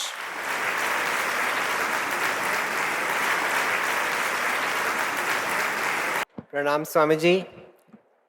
And definitely we humbly thank Amma for taking on this massive initiative and the responsibility to create a transformational change in the lives of so many people. Humble pranams, Amma. Now I would like to invite Dr. Swadesh Singh, the Sous Sherpa for C20 2023. Dr. Singh has been the former Vice President of the BJP Youth Wing and is a BJP National Media Panelist. He received his PhD from the Jawaharlal Nehru University and serves as an Assistant Professor at Delhi University. मैं doctor Singh से निवेदन करता हूं, उनको धन्यवाद प्रस्ताव vote of thanks देने के लिए आमंत्रित करता हूं. Requesting Dr. Swadesh Singh to please give the vote of thanks. My humble pranam to respected Amma and all the dignitaries present here. As we know that since ages, society is at the epicenter of Indian civilization, and our message is you are the light. And through this Civil 20, we are only making that process a better process in next 7 months, next 8 months. So, and even our message is you are the light, that each individual, each civil society organization has the potential to make its own path for their well-being and the well-being of the society. Our sage says, the Atmano Mokshartam Jagat Hitaya. So with this message, we will work for next 7 months. And today, all those who present here, we are very thankful to them, especially our Honorable Governor of Tamil Nadu, R.N. Raviji, Union Minister of Sports and Youth, Anurag Thakurji, Kerala Government Minister Shiva Kuttiji, and Minister of State for Foreign Affairs Muralidharan ji, and G20 Sherpa Amitabh Kant ji. Along with that, we are also thankful to all the dignitaries present here from different parts of the world, those who join online and offline. And last but not the least, all the members of the organizing committee, our steering committee member, our international advisory committee member, our working group members, and our Troika members, Swami Amrit Swarupanand Puriji and Alessandra Nilo from Brazil, and Mafuchan from Indonesia. So we are grateful and thankful to you all for participating in this program and making it great success. And we will keep working with your guidance, support in next 7 months, and we will come up with a policy pack, and we will make our society better with our collective effort. Namaskar.